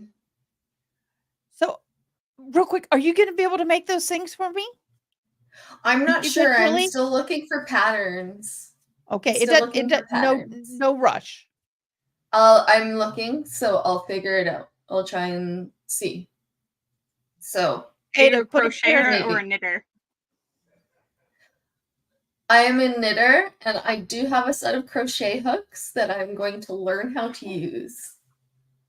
Yes. But I'm do at you my knit or office. crochet? I don't have one of those. Crochet. Oh, you crochet. You're a hooker. I don't either. Nope. You're right, Kristen. If I was at home, I would. I've done that. I have a little handheld vac in my room where at home where I do my crafting, and I do that. But I'm in my office. I need to get me one. Okay, so the situation with. Sorry, I just had a visual. I don't even want to know. No. Okay, I'll talk about it now, then we'll go back to Boone. I found a skeleton where the head to butt's this big. I was told people, we talked about it the other day, and I want your humble opinion. I thought about doing a spoof video between now and the time court or during court where I go out metal fishing and I pull up the suitcase and there's a little skeleton in it. And then I magnet fish, and then I take those gloves and I put a little paper clip in it so it would attach. And I have staples, paper clips, the glove tips, a stapler. I'll look and see what all she had. That was a thing of the Kraft cheese. Oh, the I'll glue cheese. them all God. together, Cheese. and then I'll put a piece of metal so when I I can think by pick the it up. end, it was like a total of like 100 slices between all of her confiscated Yeah. cheese slices. And I'll pull up several of them. I'll have some this thick, some that thick, so I'll pull up a Yeah. couple. But I don't know I really need someone to help me with the wording to use in this video and what to call it. But magnet fishing for Boone evidence? I don't know. Found Boone evidence while magnet fishing. But I thought That's that would be ridiculous. so funny. What do y'all think? That's It great. would be funny for like Halloween. LWOP. I don't know what that is. Oh, Life Without Parole. Oh, I think they're thank talking you. about the Carly Gregg case. Yeah, but I really want to do that. So I'm going to film it in multiple parts and then edit it all together. But I think that would be fun. Yeah. It's fun And- to have like little projects, and especially like, I don't know, you have all the setup to do it, right? Yeah. So why not? You have everything And that it gives you a need visual to do to it. people who don't have experience with the prison system. Yeah. Yeah. Well, and let's talk about that because here some people are going, "Oh, poor thing, she doesn't know. She's in prison jail. And I'm like, No, she's "Come on, please. adjusted She's real been there well. before." Huh? Well, and she's adjusted real well. Well, is Mhm. prison worse than jail or is jail worse than prison? Depends where. But Yes. is it not true the majority of the time jail is worse than prison? Because of the rotating people. Here's the Yeah. difference. People, I've had this asked. Oh, breaking news. Yeah, that would be Oh, cool. sorry. There we go. Well done, Diane. Yeah. A lot of people kind of get them confused. Jail is where you go prior. And in some Mhm. states, if you have a year or less to serve, depending on what you have left to serve, you can stay in the jail. Prison's where you go after you've been convicted. But the thing with prison versus the jail system is jail, there's a bunch of turnarounds. It's like daily turnarounds. And it gets really dramatic, does it not? Oh yeah. And you have those clashing personalities, and you got to think when you have people in jail, a lot of times when they first come in, you have to think about like people who are detoxing, people who don't come from potentially the best backgrounds. This may be their 10th, 20th, 30th arrest. Sometimes you'll get the first offenders, and usually you can suss those ones out. You get the homeless usually a lot- alcoholics who yeah. need a place to stay that night because it's cold, Yep. so they commit a petty crime to go to jail. Yep. So it's a very wild population. And a lot of times they'll hold people there, while they're, like you said, while they're waiting, and they'll do, 90 days in, and then they'll finally get their, bond Place. to be out until, trial comes because the system is overclogged. So yeah, it's not the best place to be. I do think prison can be worse for you depending on the crime you commit. And if you know anyone else on the inside already. Well, the thing is apparently she has an issue with bunk number 40. So I wonder who's in there. Let me Yeah, I read this. saw that. Because jail has more restrictions in most cases. True. They're a True. lot stricter because of that the rotation rate and the detoxing and They all have the to be. drama. Yeah. In prison, you have more commissary, more visits and things like that. But she has gotten in with the wrong crowd because she planned all those good. Oh, she volunteered to do this today. She volunteered to do that. But then when you look at what she took, is she did it so she could gain access. To me. Mhm. It's just the way it is. but or just the way she's talking, the way she's behaving. Yeah. I want to know if she's done toilet talk yet and how bad her breath smells. I don't know. Oh man. Honestly, I'm surprised she hasn't gotten into any fights with the way she runs her mouth. Yeah. That's what I'm most True. surprised about. Yeah, like I'm surprised we haven't seen her face like smashed up. So Yeah. Well, people, you're right. That is quite surprising. yeah,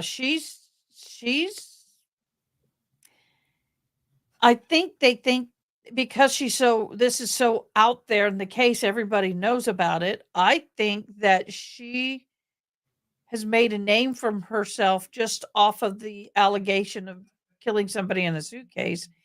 And Yeah. I think that they see her behavior and they think she's just batshit crazy enough that they don't want to mess with her. And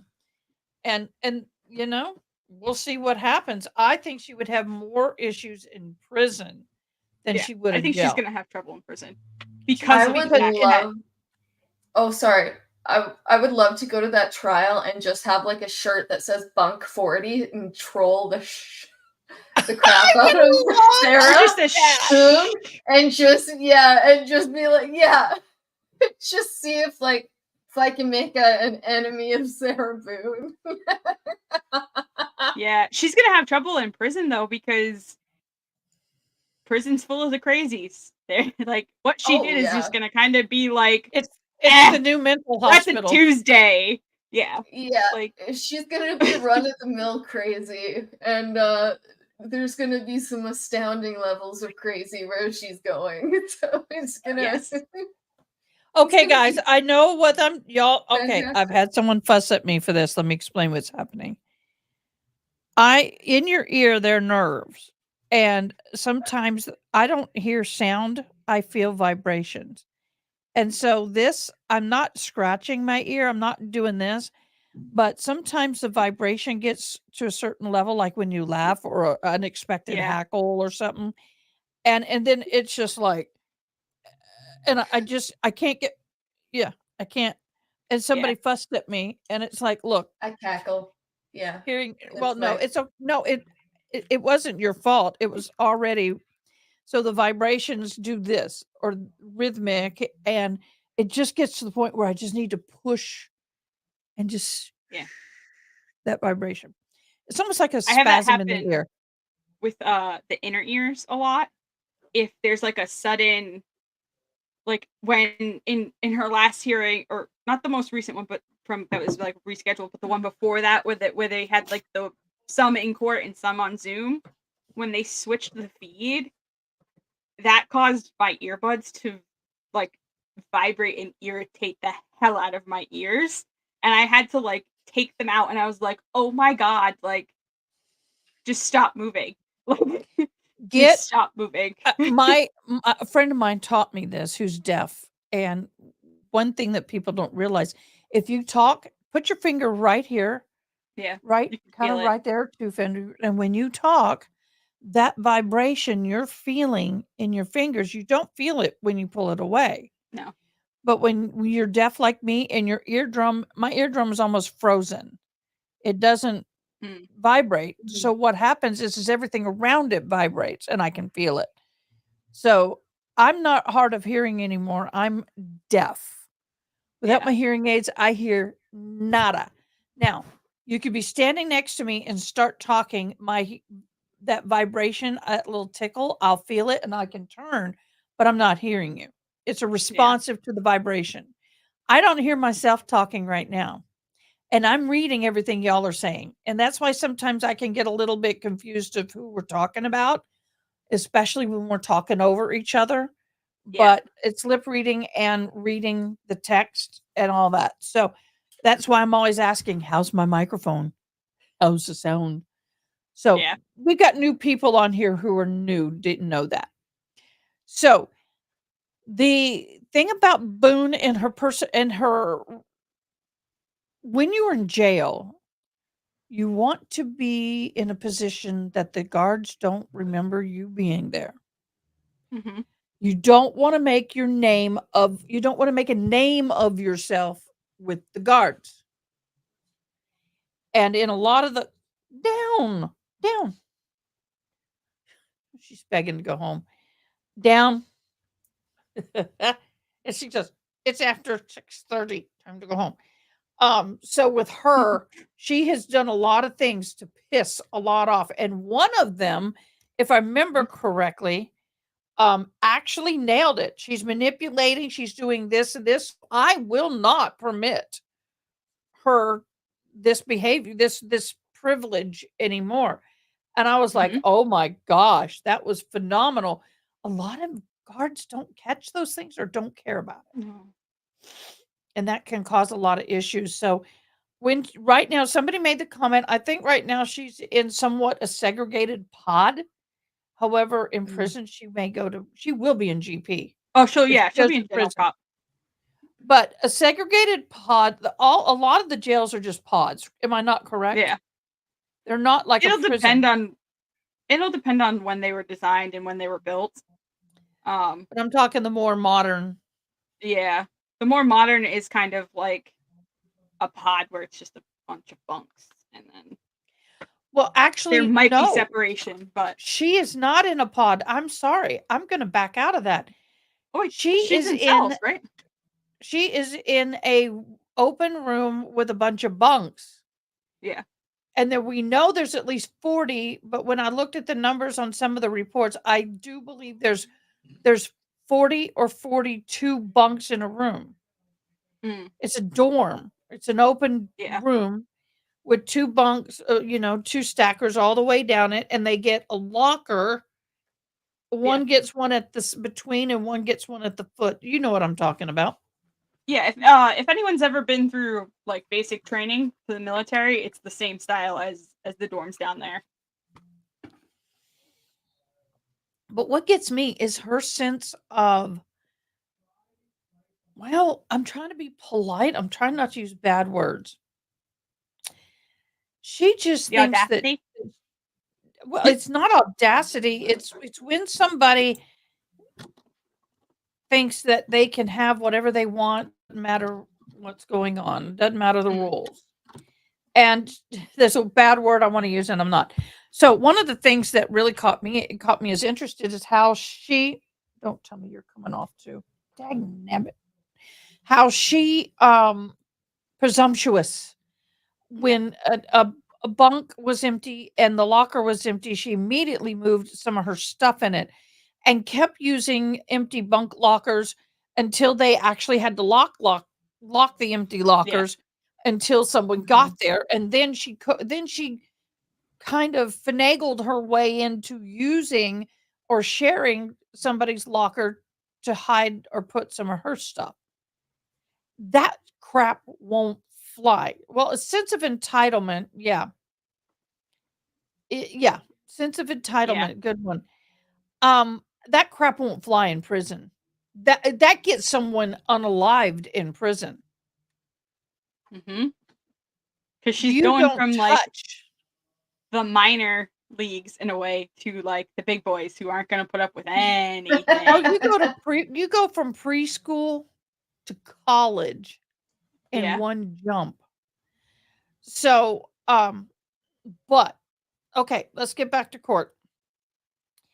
Let's talk about kind of wanted to talk to you guys about the lawyer situation. I know it got a little heated earlier about the lawyers. He is supposedly a very well-known, very good lawyer. Yeah. And I don't discount that. I just think that he might be out of practice in this area. And that actually, if you lawyer,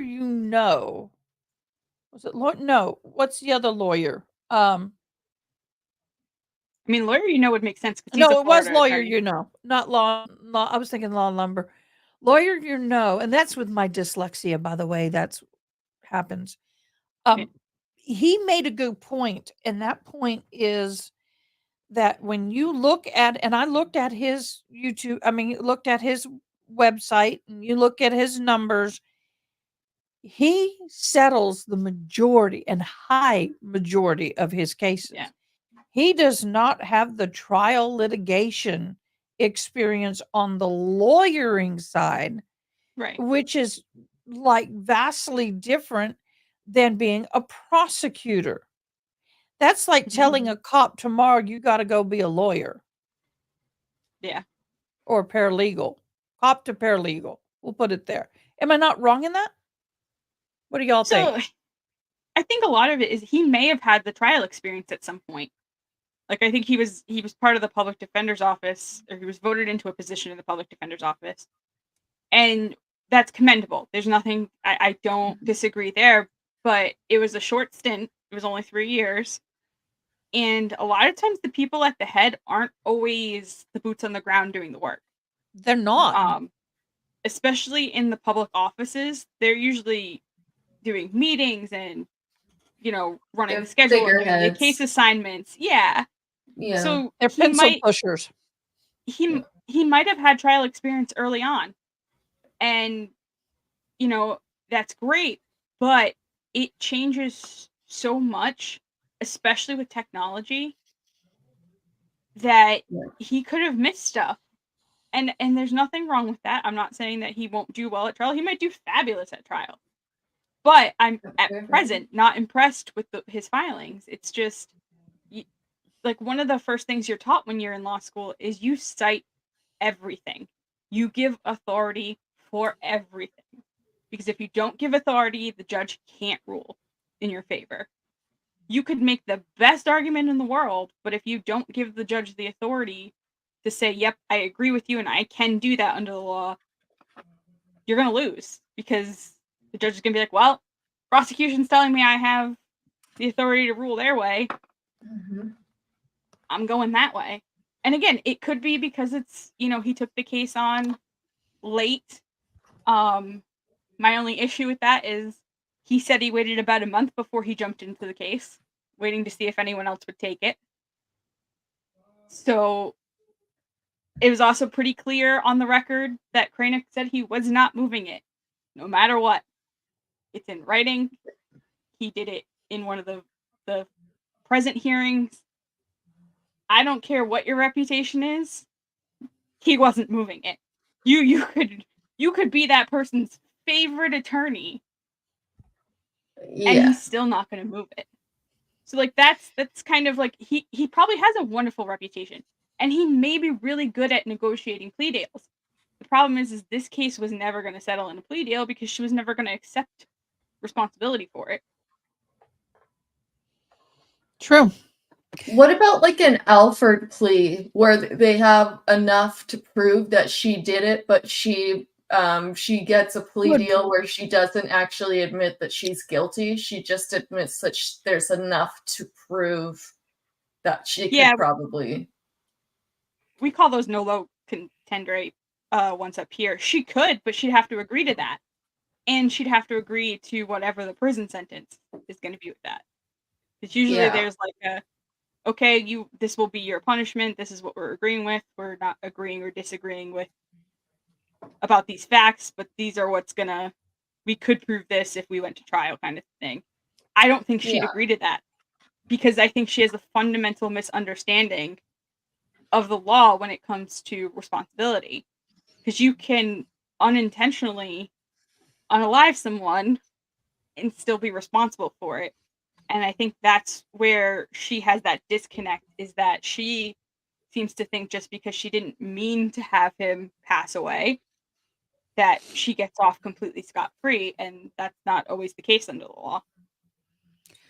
Well, I mean, there's accidents, but this does not, under the law, classify as an accident, because anybody with reasonable person would understand that putting somebody in a suitcase that tight, it wasn't like a big suitcase where he could move around and he could try. Part of the thing is, and I'm going to go first responder on you here, and then I want to get to Adair. But first responder on you is that when you are wrapped up in that ball to get into that, you cannot expand your lungs enough to get adequate oxygen carbonation exchange. And you can't, you could see 2 fingers coming out of a hole. She left a 2-finger hole. Zippers get stuck. Well, but not every zipper has it on the inside. Right. And you may not have been able to get to it. Out. And then you can't pull it on the inside and zip it. Now, I think suitcases like cars, they need to have a double-sided zipper from here on out because I wouldn't be this surprised is if we not slowly see that change. yeah. And the thing is that this is the second time they've put somebody in a suitcase. She's done this before, but Mhm. Her son. yeah. And then I'm like, wait a minute. So physically what's happening is when you first get in there, you think you can breathe. But the longer you're Mhm. in that curled up position, your body starts tensing, everything starts locking, and he was really in that thing. Contortionist type in that suitcase.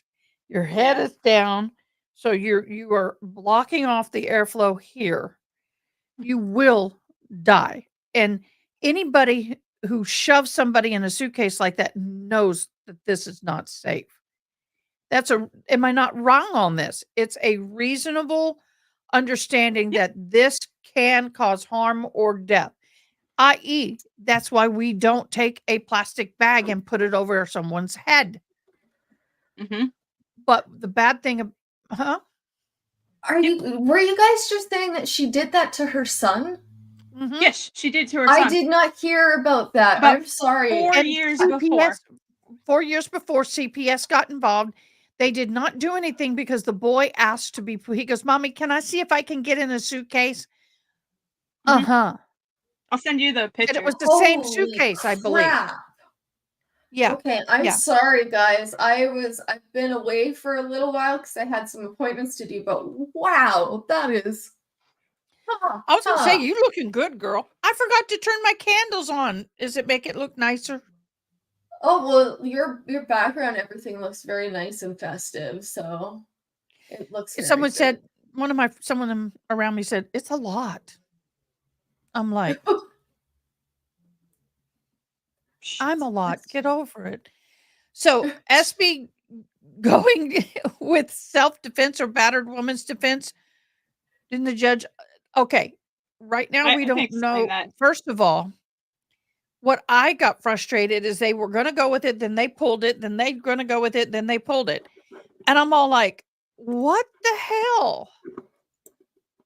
So Can you the way explain that as a Right. lawyer?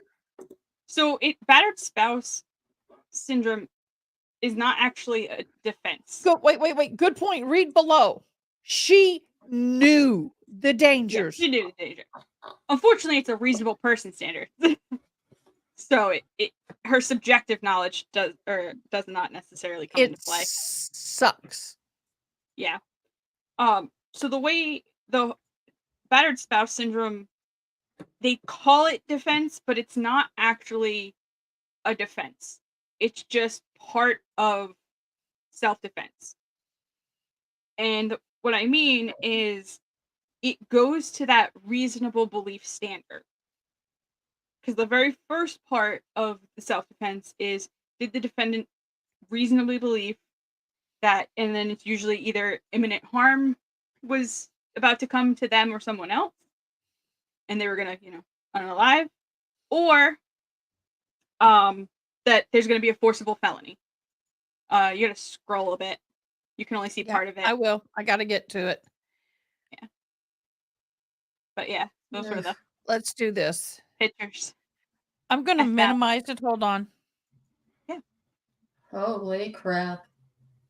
That's the most I can minimize it. There's the kid. That suitcase is bigger than the boyfriend's. Yeah, it's Yeah. a different suitcase. Yeah, Different suitcase. And here's that the was the other first thing one. I looked at. And here's the other one. There's room for love in that suitcase. Jeez. Whoa. Mm-hmm. That's a trip. Thank you, Jedi. Yeah. So You're welcome. it's one of those things you just kind of go, what the hell? You Yep. just, what? The zipper was broken, not round at all. Wrong. What do you mean not round at all? Wrong. She did lie, or her attorney or somebody, because she flipped that suitcase. The way yeah, you he can see it got in the in video, with the yeah. zipper on top would have been Mhm. easier to breathe in and get out of versus when it's upside down and the zipper and the top on the bottom. Yeah. Yeah. And him crying True. out and what she did, that is not a defense. And that's one thing I had an argument with somebody about the other day, a, a polite one. We had a little disagreement. We had to agree to disagree. And that was that she, by putting him in that suitcase, oh God, what was I going to say? I hate it when you lose it. I just lost it. What was I saying before that? Forgive me, When guys. she put him in the suitcase, Before that. we were talking before About the video. the Okay, The video and the flipping. I got it now. The difference between battered spouse syndrome and what you saw in that video. And correct me if I'm wrong. For someone who's never been to law school, I hope I'm doing okay.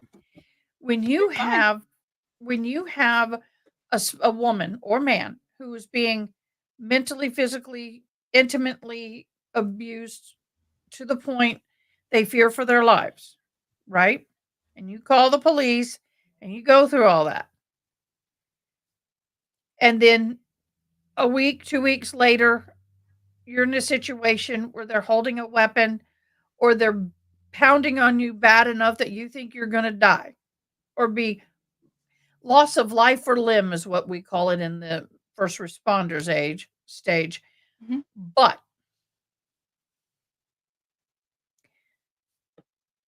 that is a self-defense act, but you did it not only because it was self-defense, because he was battering you. There's a history of battery, right? You can't sit there and put someone in a suitcase or weeks later when everything's going good. Put Right. somebody in a suitcase, film yourself mocking them and saying, "This what you get."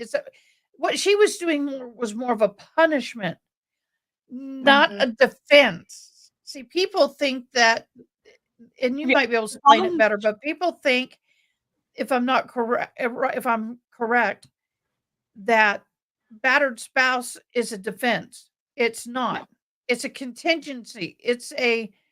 I don't know what It's lawyers to call it. replace so the way that it is it replaces, or not even replaces, it informs the jury that it's reasonable for the The intent to battered kill. spouse. No, because you don't have to improve intent for the second degree.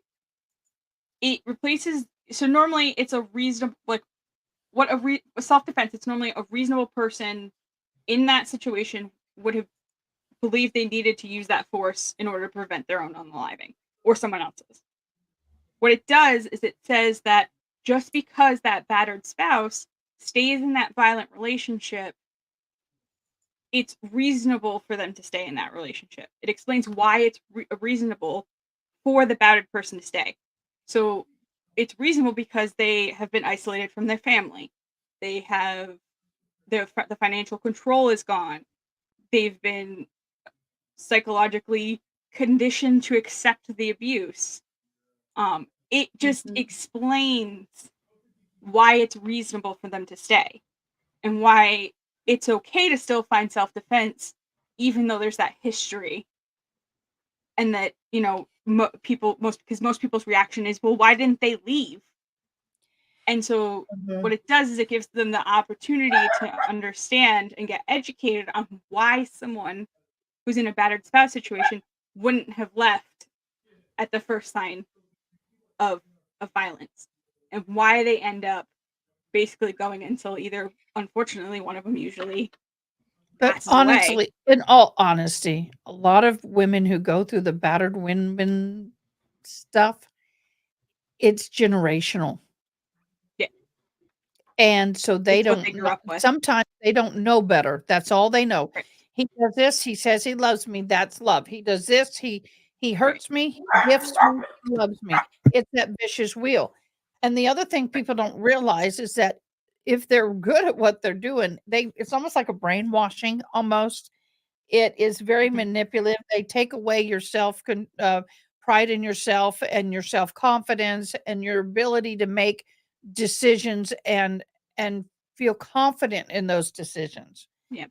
And I've never been in that situation. Now, I was held in sex trafficking for a while, but it's the same manipulative, we called it grooming. Yes. And so for me with her, I see what she did was punishment. Why? Right. Because she's filming it. This is what you get for doing this and da da da da da da. It was torture and punishment. Now, said he came home and he started yelling and hitting the wall and getting physically violent, and she had a knife. He lunged at her and she stabbed him and then fled. Right. This would apply, right? Right. And I think it'd be a lot easier. And the other thing you have to think about, you guys watched the Black Swan trial, so you saw this defense was all this syndrome was also used in that self-defense. And I honestly think she had a stronger case than Sarah does with it. A lot stronger of a case than Sarah does, because what I struggle with on it is we see the end result of him in the suitcase. Angela, baby, I'm so sorry. Oh, I'm hurting. Not at you, Angela, baby. That look was for me moving. My hips aren't happy. But prayers for you, babe. yeah. I thought she had a stronger suit because you could actually there was actually potentially a conflict or a physical, Altercation? situation there. Right. There were Whereas, gunshots in the home. There were things going on. well, not only that, but the evidence showed that there might have been somewhat of a scuffle. Whereas here, I have trouble with the imminent danger part, because how was your life in imminent danger if he's locked in a suitcase that he's unable to get out of? And some people have said, well, she was afraid that when she took him out, he would then do something. It's like, but that's the problem, is that there's that disconnect in the imminent violence, and she wasn't afraid enough, or she didn't come off as afraid at all, really, to me in that video, that he Hell, was did going you to see harm how her. she welcomed the cops to her home? Hey! Right. Where's the And fear? that says something, because most people aren't she had to have been afraid, and I just don't see that she was afraid. And maybe something will come out of trial, we don't know, but based on what we have so far, I haven't seen anything that shows that she would have been in imminent danger. Yes, there were some prior arrests. Yes, there's some information about them going at it before when they were drunk. But it wasn't the same kind of things that you'd hear in a normal battered spouse syndrome situation, where it doesn't matter if they've been drinking. It's happening regardless. Right. Yes, alcohol doesn't help, but it's happening regardless and frequently. And it Well, seemed more and like they kind of each got violent.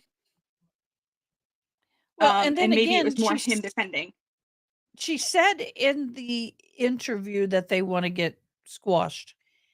That we've been doing good for Right. weeks. Everything was great. Everything was fine.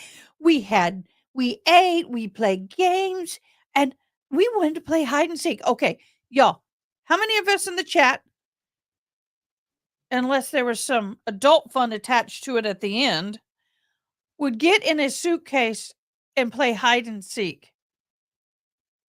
No. Not I don't me. ain't even getting me do in a that on tight the space. adult end either.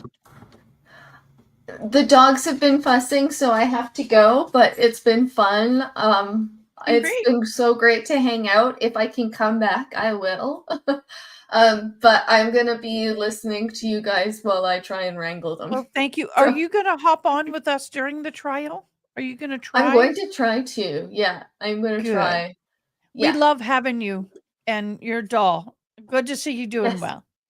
But please Yes, hop it's back been on so if you nice to want. see you You guys. know how to get in Yeah, here. yeah, absolutely. So, and Jess, it's been so nice to talk to you, and thank you You for too. being here and for talking to us about all sorts of stuff. So I'll be Yeah. listening in. So, okay, bye guys. See you Bye, later. love. Thanks Ciao, everybody everyone. in the chat. Bye. Okay, let's go back to this question. What about the story that she got into trouble before putting her son in the case? I didn't hear about that one. I heard the only thing that I had heard was her son going in the suitcase was the previous one that I've heard. If you know of anything else, please drop in comments and we'll look it up. Okay? Yeah. I know there's been some murmuring that her ex-husband's going to testify that she got aggressive with him on occasion, but that's just some murmurs that I've heard. Their divorce stuff is sealed because it's family law stuff that and there's a I minor know I child. tried to So get it. yeah.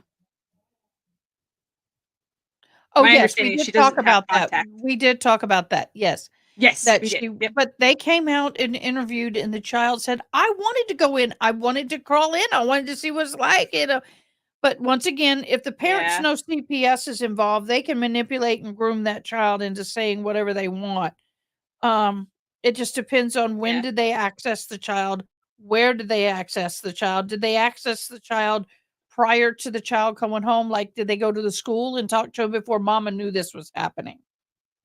Yeah, but even I mean, the child was I think like 4 at the time. I remember when my nephew was 4. You could convince him to do stupid things very easily and he'd think it was his idea. It's just one of those where I'm like, how much of it was the suggestion? How much of it was, you know, But see, that I would expect of a 4-year-old to say, "Hey, yeah, right. I'd love to. Let me crawl in, get my pillow." And, I remember my daughter as a baby, I was gonna go out of town, and I was packing up a suitcase, and she was really angry. And You were so leaving? I put her in front of the TV. I had the suitcase open, I put the quilt in, put the pillow in, and she laid there and watched TV. She thought it was a cool, funny chair, but I would never zip it up. No. Not just zip it up, but zip it up and leave it. I was like, Yeah. "Hell." And I get that she had some alcohol, but like that's not under the law. Voluntary intoxication isn't a defense. No, it is not. And the other thing is that he was intoxicated and so but I Yeah. don't understand how or why he would do it. Yeah. That's where I have trouble unless it was like they were both very drunk and just giggling and going, "Oh, it'd be really funny to see if we Maybe can she fit in the tried it first. suitcase." Yeah. I could Maybe see she that being the situation. Yeah, I can too. She tried it first and she couldn't get in, so he tried it Yeah. and he was tiny. But y'all, I'm all like, "This is sick." It is Yeah, the video way is gonna sick. be a big problem for her. And even her interrogation is gonna be a big problem, which is why I can understand why they wanna suppress it. Which is what frustrated me more that he didn't cite anything because I thought he had a decent argument as far as the protocol stuff went, but he didn't really give the judge any ammunition to rely on. Well, see, and that's what a lot of people don't understand, and some people are, there are a lot of rules to this.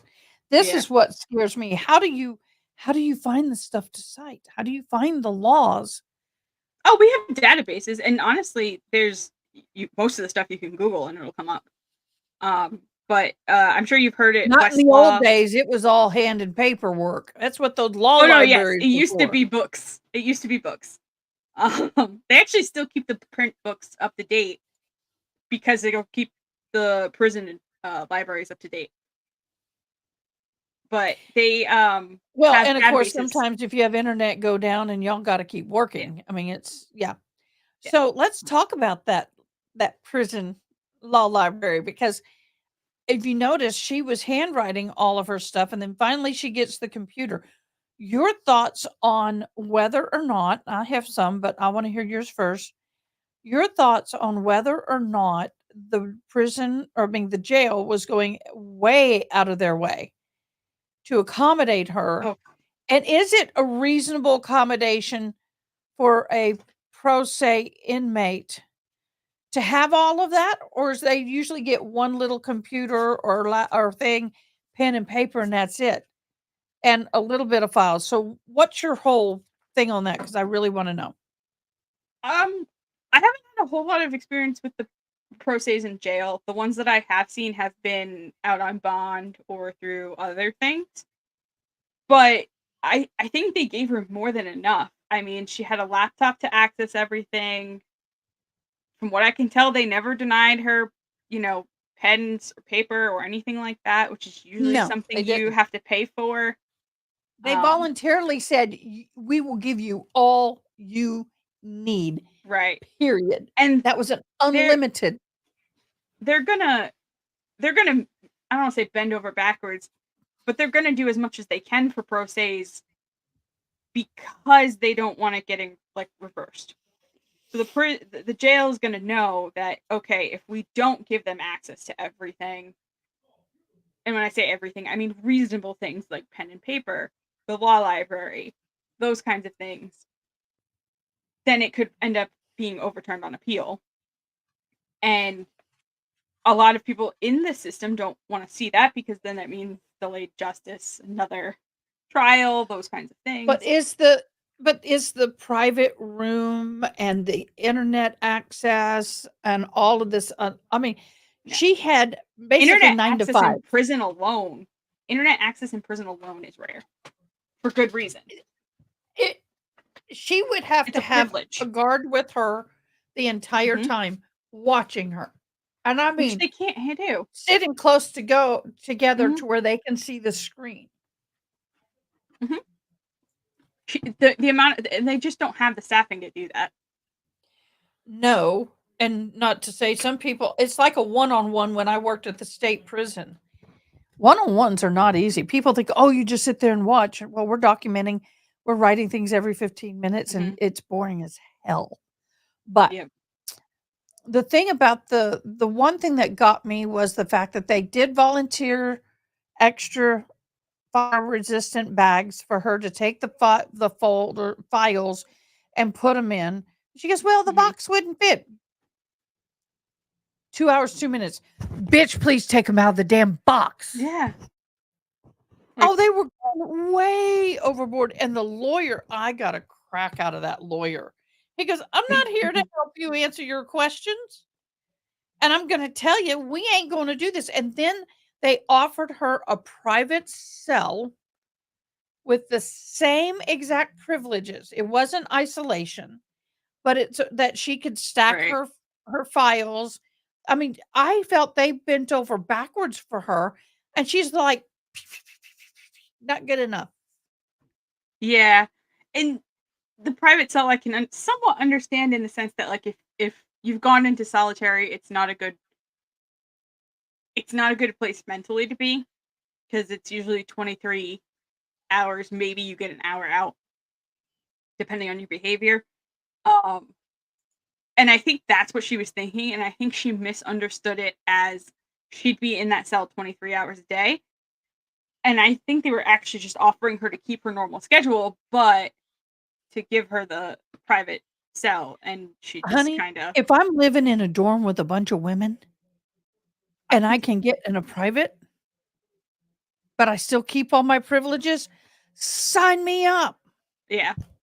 And I think she just didn't understand either she didn't understand what they were offering, or she just wanted to be obstinate, and because they weren't offering her what she exactly wanted. That's true too. So what do you think about this question here, or this comment? Let's see, have I called someone? If she felt that she tricked him in the suitcase to get away from him, Well, and that's the thing is, and she when you look left at and this, called the police and said, he's there. I had to do this to get out. And by right, the time, yeah, that's reason. I mean, I could see that. But the problem is, and she's had no problem in the past calling the police and having him taken away. no. And I think And that's she got taken. Yeah, she got taken once. And that's where I think she has that issue, is that they've always willingly come and taken him away. And for the most part, never, they've arrested her once, but if she had called and said, "Hey, I had to put him in the suitcase, he was he was, I don't even know how you explain that necessarily, or I'm afraid to let him out because he sounds angry. Can you please come?" Then I think it would have been fine. I think she would have had a much better case. I mean, she probably still would have gone to prison, because that's the thing is, unless you can prove that her life was in danger, and I think that's the part that she's going to have trouble with, is that where was her life in danger in this situation?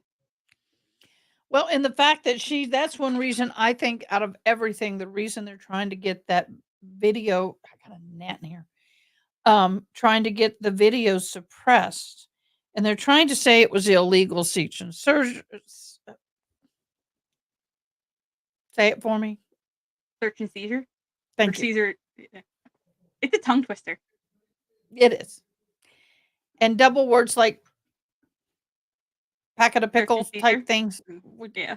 And for those of you who don't know, I'm excessively dyslexic. I'm deaf and dyslexic. That's my two things.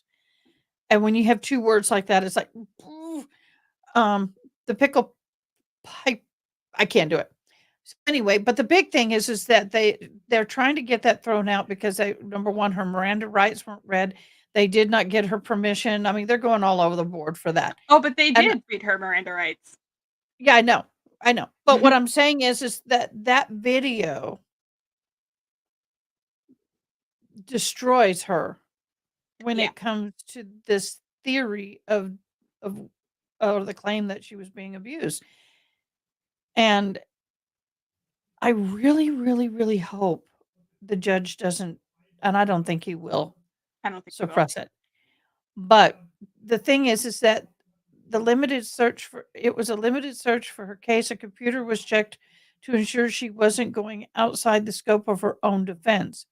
So every day that she would check Oh, out that the was computer, the computer. Yeah. and then I'm switching. Every day they check out the computer, and then when she turned it in, somebody had to go through that computer, or they had the program. Now, my ex committed a crime, and he had to have monitoring on computers at work, and there's a program that they can put on that will monitor her. So if she goes where she's not allowed to go, because they could set where, and then it will send an alert and they'll be notified. And then they also can go through at the end of every day and get a report of what Mhm. she's done. We had to So use a similar program in law school for exams and for the bar exam. For the really, what essay did they portion. do? Yeah. It's they call it ExamSoft. It basically Locks down the browser. Yep, locks down the browser and access to anything, and it will record it access. Like if you go to like your files or your like documents and stuff, if you exit, like if you go outside of the They use that in exam, college. yeah.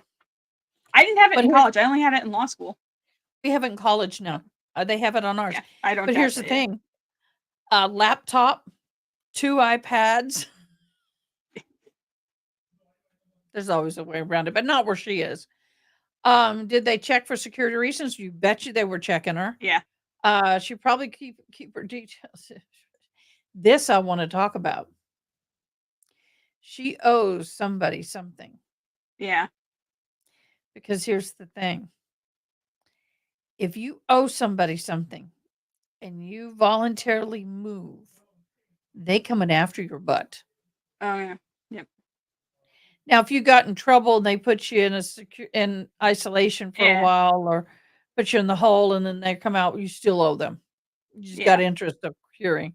So I believe that that's a good possibility. Yeah, if she would have called the cops and said, I'm safe, but I need you to go get him out. Yeah. And what if he died by the time they got there? What if he was wiggling and he accidentally rolled himself down the stairs and he had a brain aneurysm? You'd have a better argument at the battered spouse syndrome case, though, because you did the thing that got him secure, and then you called for help. Like it's a bit different than just like leaving him there and going to bed and passing out. Yeah, And that's the the next. recording yourself going, "Hey, it's punishment." Hey, DK Cripple, you're welcome to be here. They don't want the statement admitting to going up to bed and forgetting. I don't think. Yeah. Honestly, I don't think she forgot. I don't. She didn't have enough alcohol level for that to happen. Right. Right, because she woke up and remembered what happened. Everything, and that's what people she don't wasn't understand. Blackout. Yeah. Yeah, and the officer actually brought that up in the interview, ma'am. But how do you remember all this?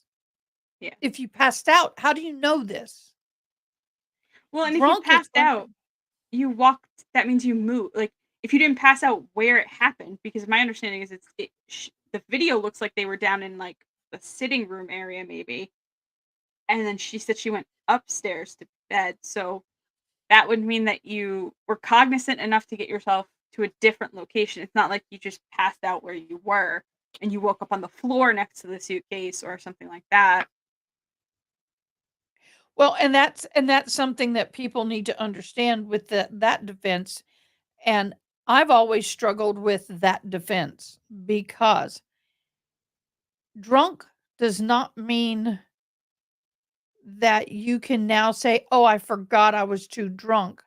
How'd you get home?" "Oh, Right. my brother drove me." Then you were not You were in cognizant what we enough call an to, alcoholic coma. You weren't. And she didn't remember doing the videos. That's, oh my gosh, how in the, and she handed her, I've got it. Oh, Yeah. hold on. Sensei, come here, baby. I love you. Up. Come here. I love you. But you are under my feet and I can't move. Oh, did you hear that grunt? Puppy. Go. She's my service dog. She's a professionally trained hearing dog. You can stay on my side, but not in front. Thank you. She goes most everywhere I go.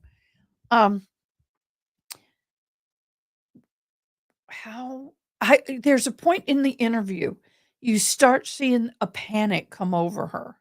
Mm-hmm. When the She brain realizes starts something. looking, oh snap, they're on to me type thing. Yes, hello, Sensei. And I'm still floored she handed the phone over. Seriously? And the password. I was like, all right, Give first them of the all, password too. all right, this is a public service announcement for any law enforcement in my area. You pull me over, you ask to search my car, it's No. going to be, I don't think so. And that's not an admission of guilt. I'm sorry, guys. I'm No. just trying to get my hips happy. That's not an admission of guilt. Am I not right? Yeah, no, they can't use it against you. Huh? No, they can't use it against you or anything. And the other thing that concerns me as a legal licensed lead shooter carrier, I have one right underneath the steering wheel. Do you know how you have that little thing cut out where the column? I have a holster. I have one right there. And I have one on me. Sometimes I go into very bad neighborhoods, deep San Antonio things. So I'm not going to just say, sure. First of all, I will notify them that the weapons are there. Yeah. But under law, I'm not required to allow them for a traffic stop. No. Not usually. And people talk They too need much something at more than traffic that. stops. Huh? Mm-hmm. They talk way too much. Really, all you have to do is you have to identify yourself in the sense that like they have to be able to figure out who you are. And then past that, you can say no to searches. You can, you don't have to So give them then any what more they'll do, if you information. say no, then they'll detain you and get a drug dog. Yes, but they can't make you wait longer than the traffic stop would normally Would take. have been. Well, Mhm. here's the other thing. I take the hearing aids off and I go rogue. I go deaf rogue on them. You know why? Because my license plate has the symbol. Texas has a 2 hands, light and dark blue with a star, a red star. That shows the police and EMS that it's a deaf driver. And I had to go and get a doctor's, a certain level of deafness. You have to, Yeah. you have to truly, you can't just go slap that on your license plate. Right. So I've been pulled over. Guy told me I made a too abrupt right turn. You know how a lot of people they kind of do a Y right? Hmm. You have 2 lanes, they'll turn into the left lane and not the right lane. Well, I do the old school. I was taught you come up and you turn that way. You don't kind of do this Yeah. in a turn. And he was just looking for something. And so I took my hearing aids off and I went, Which and means he they had the have to get you. flashlight in my face, everything wrong. Handed, and I go, "Nah." I went,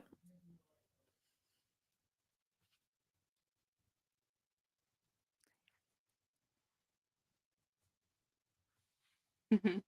he's all like, and I have my phone where there's captioning going. So I'm reading what he's saying. He goes, "Don't take that too sharp next time here." But under the law, if they detain me, they have to provide an interpreter within a certain amount of Right. time. And they don't. They don't want to deal with it. No. But with her situation, the cops arrive. What's the first thing this woman does? She goes out there and it's just like, hello. Kept talk. I made it. We were having a good day and things are bad. It went bad and I passed out. And she starts blurting it all out. So this would be a good case for law students. Oh, there's hypotheticals like that all the time. Yeah, but I'm saying there's just so much across the spectrum. So, That's how our exams are. huh? Our exams are basically just one long hypothetical. So what they would do is they would take something like Sarah's case. They'd write out the hypothetical from the start of when the police arrive and go all the way through when she's arrested, and you'd have to spot the different potential issues. So like you'd have to spot the potential. Well, did they read Miranda Rights? Did they read them here? When was reasonable she in cause to custody? search. Yeah, like, and that's how they do law school exams. Is they basically just give you a very large factual hypothetical, and then you have to spot out the different issues and analyze them. Well, I'm taking research right now, and you have to find the. Oh gosh, I am so tired. Anyway, I have to write an annotated paper. Oh, just like a regular research paper? Well, you read this research and you have to answer 7 questions. I can pull it up real quick. Maybe I ought to be talking to you. I don't know how to do it, and it's due Friday. And I don't know how to do this at all. Never done it a day in my life. And that's one thing someone said to me, "Well, what do you mean?" I said, "Look, when I was in college, everything I did outside of English, math, history, science was sign language. Everything was signed. It was crazy." Welcome to research methods. That's what it is. And it's annotated reference. For each article, you're asked 7 questions listed below. Each annotated reference should consist of the citation, APA guidelines.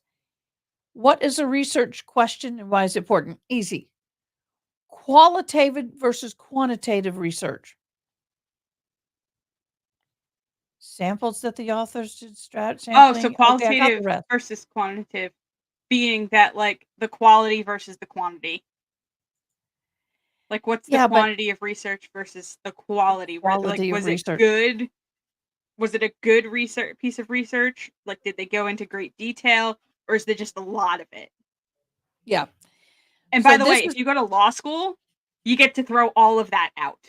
You learn a completely different way of like researching and citing. Well, this I have to take because when you get a criminal justice degree, it's more Yeah, you geared have- towards police. Mhm. But Yeah, my undergrad is legal studies and foreign language. So for undergrad, I had to do all of the lovely APA papers and research and everything, and then you go to Jewett, law he told school me and don't it's- worry about the APA. I'm like, yay. Yeah. Okay, back to case. It's Sorry, fine. my bad. Okay, This is so what you what do learn in huh? law school. This is the citation guide that we use in law. We need to talk. We need to Look. do a Zoom. We need to do a FaceTime. Yeah. I want to talk to you. So, with this case, now, what kind of law do you do? Just so I'm they in know. trust and estates now. Thank you. I've gone kind of like a roundabout to get here. I avoided criminal law in my area, and I'll send you an article about why. I'd like Let's to just say read it's some of been- your stuff. I would love for you to send me some of your stuff to read. And I'm going to put you on the spot. Why did I lose my sound? I can't hear I still hear myself you. anymore. My hearing aids just decided, we're done. Okay, I'm going to reconnect. I wanted to know if you would be willing to be our official legal analyst. I have to be careful with that because of my job. I have restrictions. Well, what I mean by that, I'm not going to sit here and have you on and do all this legal analyzing of court cases, but basically, help, I don't understand this. Oh, yeah, Explain. that's fine. Qualitative stories, quantitative numbers. Oh, I need to No. speak to you guys. You guys are awesome. So, with this case, what do you see, if any, strong points first? And where do you think they're going to struggle the most? Which Well, side? positives and Defense or- negatives. Defense or state? I kind of know this, but I thought other people would like to hear it. So, of the two, I think the state has the easier case of the two. I think they're gonna very easily have They're no gonna problem sleep through this. proving. Yeah. Defense is gonna have the more difficult one, and a lot of that's gonna come down to one, timing. They haven't had a whole lot of time with the case. Two, you have a very difficult client. That the personality that you're dealing with the client is going to be their biggest battle. And Well, three, if she testifies. that's where I was going to go to earlier, and I lost my train of thought. As a lawyer, is it devastating for a lawyer to have to shut down their entire practice for this case? It's a like he's choice. done? It's a choice. And so normally you have a plan. Like you have a if you have when your trials are going to be, you can plan around that so your entire office doesn't shut down, but usually there's a good chunk of the team that's on that case. And that's the focus for the entire time of the trial.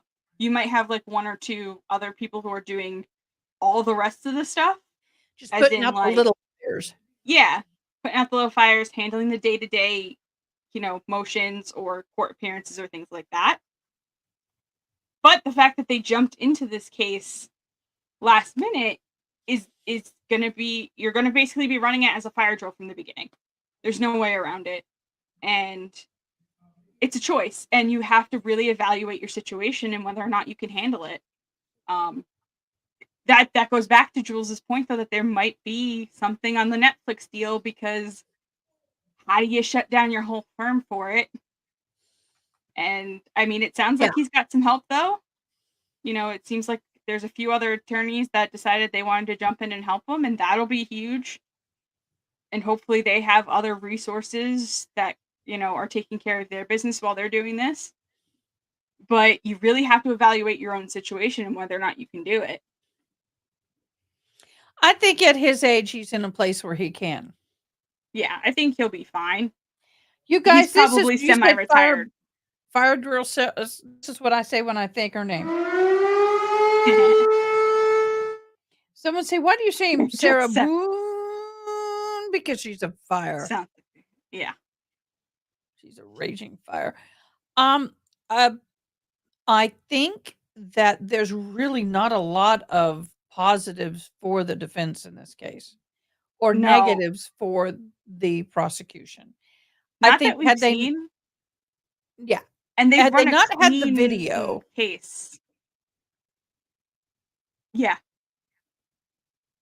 Had they not had the video, it would have been the video and her interrogation alone are gonna sink her. And had they not had that, it would have been tougher, but I still think they could have brought it to trial. Because the fact that he was in a suitcase. Like this isn't like a pew pew or some other weapon. It's something different. It's not your usual thing where you could maybe have different interpretations of the wounds or anything like that. There's only one way he passed away, unfortunately. And she was the only other person there. It would have been Yeah. harder, but Now I she could still say think I they passed out and I found him like that and the house was yeah. messed up and there's a lot of scenarios she could have done.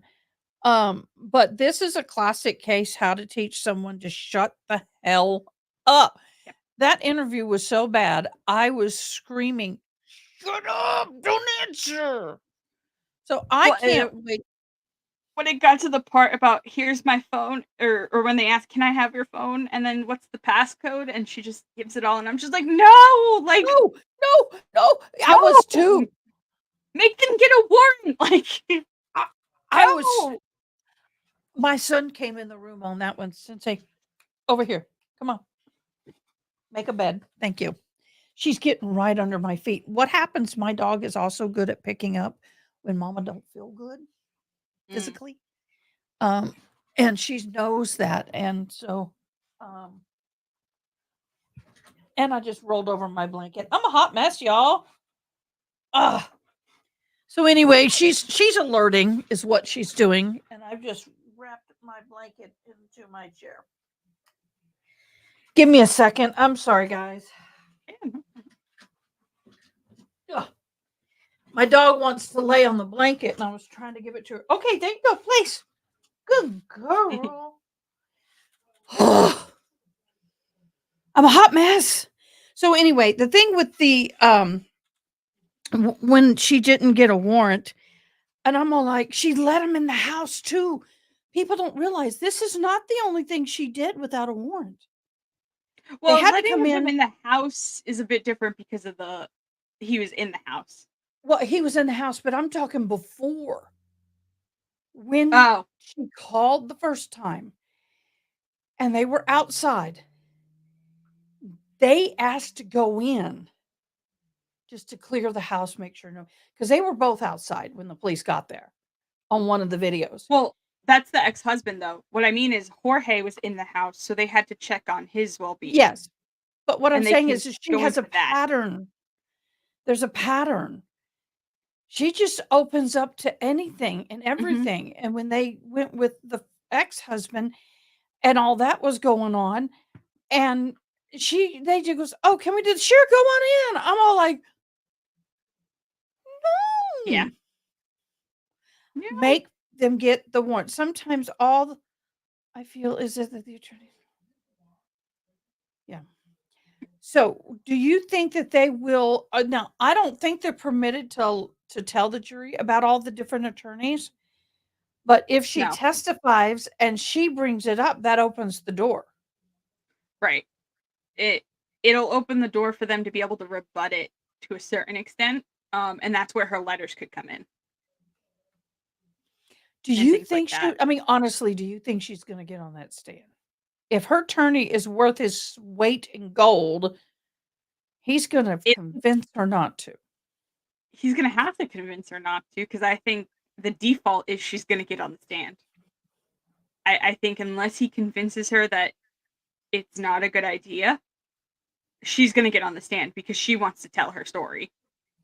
Not sure you can convince her not to. That's what I'm worried about. So, if you had a client like her, would you bolt like the other attorneys did? I think it depends on why they bolted. And a lot of it is that they say that there was a breakdown in client communication or there was a breakdown in the relationship. And I think if it got to the point where she would not listen to me in the sense that I understand you didn't do this on purpose and you didn't necessarily mean for him to pass away. That does not necessarily mean you can't be held liable under the law. Let's talk about ways that we can defend against this or things we can do. If she wouldn't get past that point, there's nothing you can really do for her as an attorney.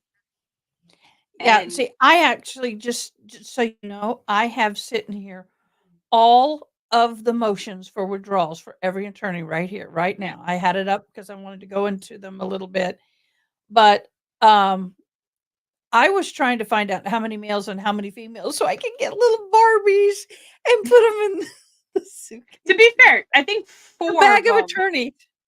I think at least four were conflicted out for reasons that were not to deal with her. In the sense that a couple of them were disqualified because they had represented Jorge in his criminal matters. Right. So, like, I personally don't count those. So, like, while she's had like 8 attorneys, I want to say it's like 3 or 4 were in that situation where they've represented someone else or like another person in the case, and so they couldn't represent her because there's a conflict. Hey, respect earned. Yeah. But why is the ex-husband testifying on her behalf?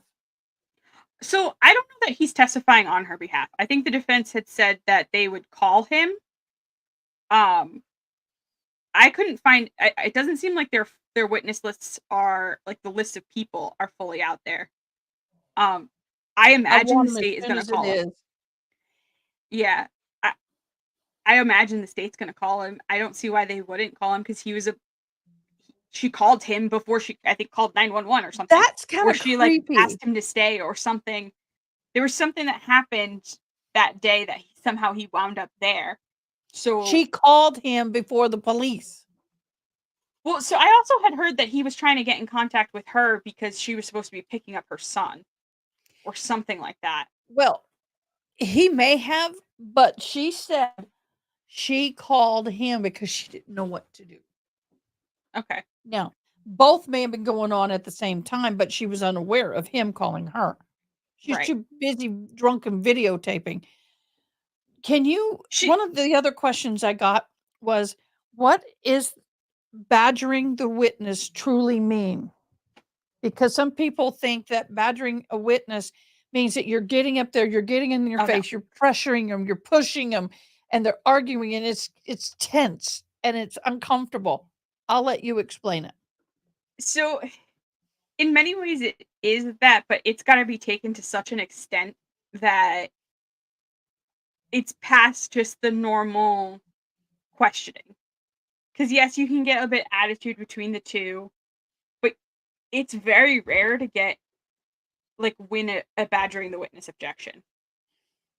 Most of the time, the judge is going to stop that conduct before it gets that far. But badgering the witness and hostile witnesses are very two different things, and a lot of people don't know the difference. And a hostile witness is very different than what people think it is. It's not like, because anyone that's when you get to cross-examine a hostile witness, to get them declared that, though, it's someone you called. Like in your case, you called them as a witness, and then they won't answer properly when you're questioning them with non-leading questions. So then you have to get permission from the judge to get them declared a hostile witness. Is a good example. Young Thug. You remember that guy that came on and he was going to testify? Prosecution brought him. He got there and they said, how old, what's your birthday? And he said, he didn't say the date of his birthday. And then they said, they were trying to get information. He goes, at age I am now. I mean, he was really giving him hell. Yeah. And then he decided he wasn't going to testify. He wasn't going to give them any answers. And I thought that was the recent example I can think of. She looked at the judge, said, hostile, I mean, it was like, because it all it does is allow the questioning attorney to ask the leading questions instead of non-leading questions. So that lets and them that's turn something to that like your birthday is XYZ, right? Like that, those kinds of things. Instead that's of something saying a lot what's of your people. birthday. I believe he's still paying for her defense as he did with her first. Actually, nobody's paying for her defense right now. He is No. not paying for her defense with this attorney. If and he said he could get some support from other law firm that he has connections with, Right. but he is not paying. He's cashed out. One of the things that really irritates me with this last case we watched, it was so many leading questions. I was like, if I wasn't on live, I'd be go objection leading because it If was. they don't object, though, it I gets in. know, and then I'm going objection, hello. But then Yep. sometimes it's good to let them dig their own hole. Well, and sometimes you can.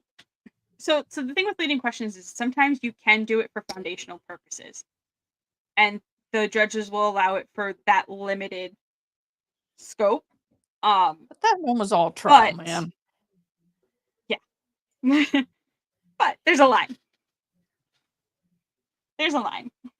Yeah, there is a huge line. Oh, that was something that was said by the defense in the one. I think it was the last motion, not the one that was video, but the one that we could watch. That when we recorded, the one that we could watch live.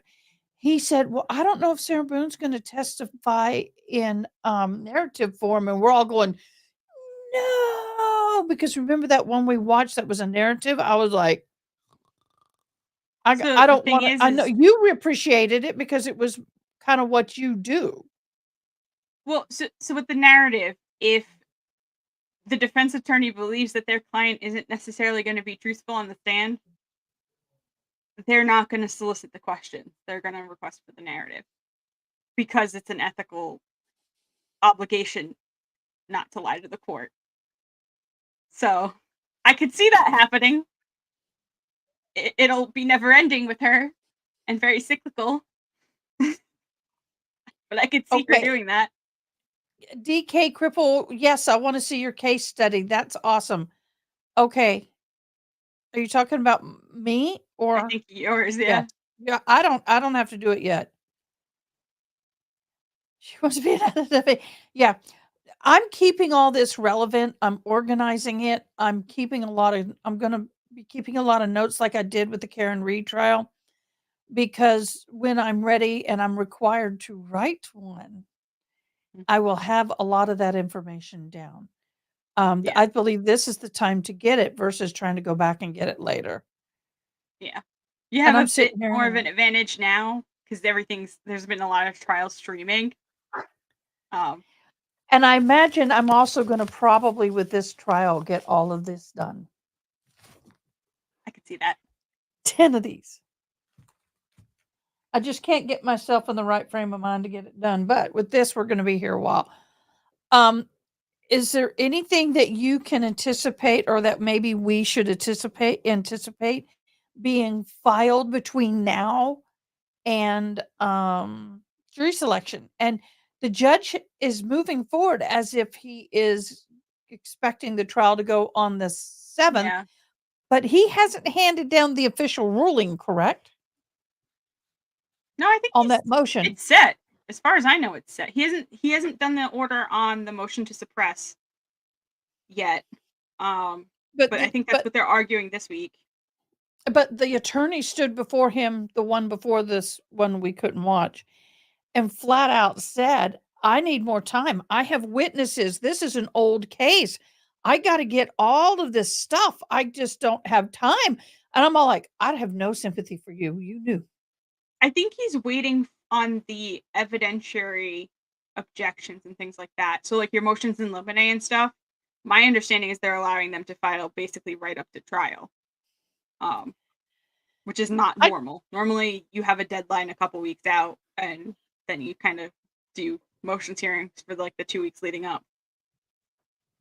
Well, I know what motion in limine is, but you're so good at explaining it because a lot of people go, I'm not understanding this. And I kind of said, and correct me if I'm wrong, and it's okay. It's basically laying the groundwork or ground rules for trial. Not That's what it was exactly. I mean, explained to me.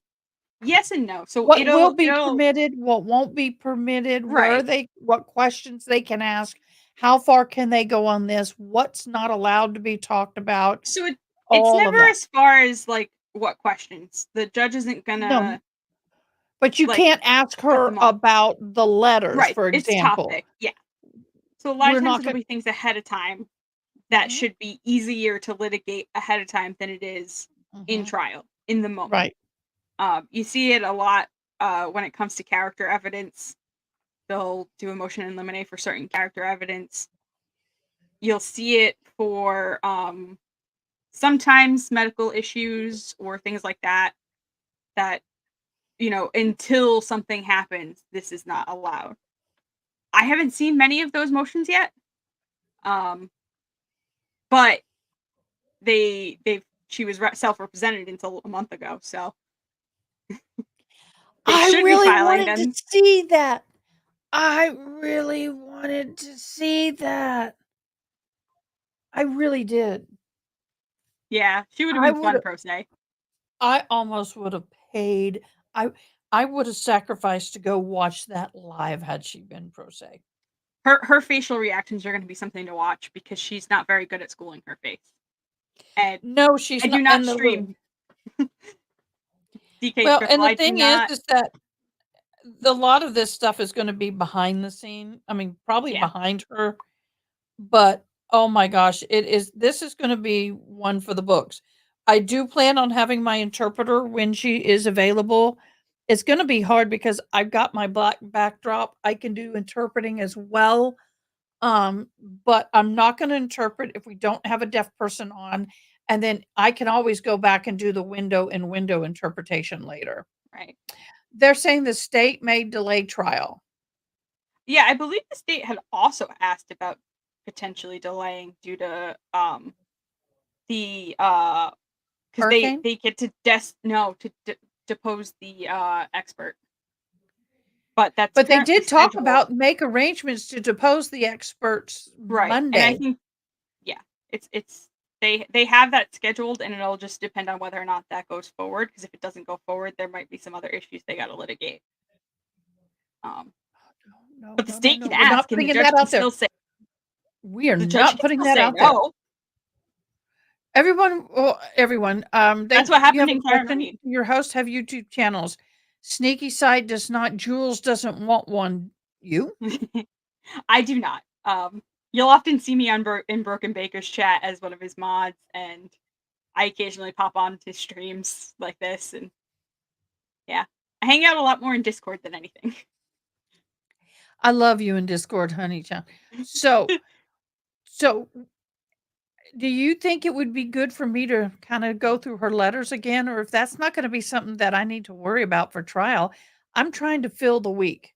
So I thought tomorrow we might just do a road path to the road thus far. Yeah. I mean, her letters are definitely interesting, especially if you want a perspective into why there are so many issues, and why this case got pretty famous pretty quick. Because yes, it got famous off of the suitcase part, but what I saw Oh, good, people pick up on Sneaky. was the when one of her attorneys just seemed to stop communicating with her, or it seemed like that. I don't know if that's actually the case, but that's when she really started picking up the letter writing and saying how she hadn't talked to him in weeks and hadn't seen him in weeks and those kinds of things. And that's where I saw a lot of people pick up on it. I Oh, apologize, Sneaky. Yes, she does have a YouTube channel. My bad. I thought you didn't. It'll be doggy stuff. Oh, that's awesome. hey, we all need a good moment of dogs. The delay versus based on the medical records that did not get in yet. That probably They has are to do with really that pushing expert. for this forensic psychologist to have her labeled as a battered spouse syndrome BSS. I, Yes. Just yeah. Yeah. they could try to delay. Again, the judge can say no. You've had Who you will had love long enough. and faith. The thing about this expert, she has already worked with Sarah Boone off pay, no pay, and now they've gone back and retroacted the pay. Yeah, that's not completely out of the normal, because a lot of times you'll see it where they'll have to hire the expert, do the basic work, and then they'll submit an invoice because it's a lot easier than them trying to project. You might have seen it when the JAC objected to some of Sarah's motions when she first asked for money, saying we can't quantify this, or we don't know what she's like, how much she's asking for, that kind of stuff. So it's not completely unheard of for them to file for it after some of the work has started. I think what's frustrating me is if I'm a citizen of that area and I'm watching this, she has gone through how many appointed attorneys She's that they all got 15 grand each for basically? at least three. At least 3. So we know there's 3, possibly 45 to $60,000 just for those. Right. And I saw the little breakdown of her stuff, and she's well over $150,000 into this case already.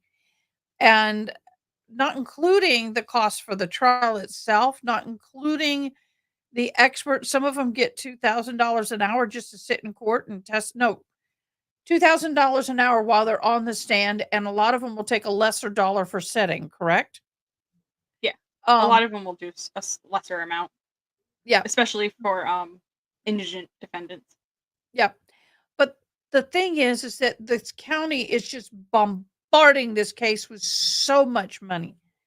Yeah. More than the average Joe.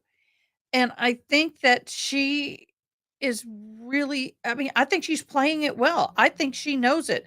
I think she's trying to cause as much damage as possible. I could be wrong, but I'm like some of her requests. And so you actually have experts who's done part of the job and they got full pay.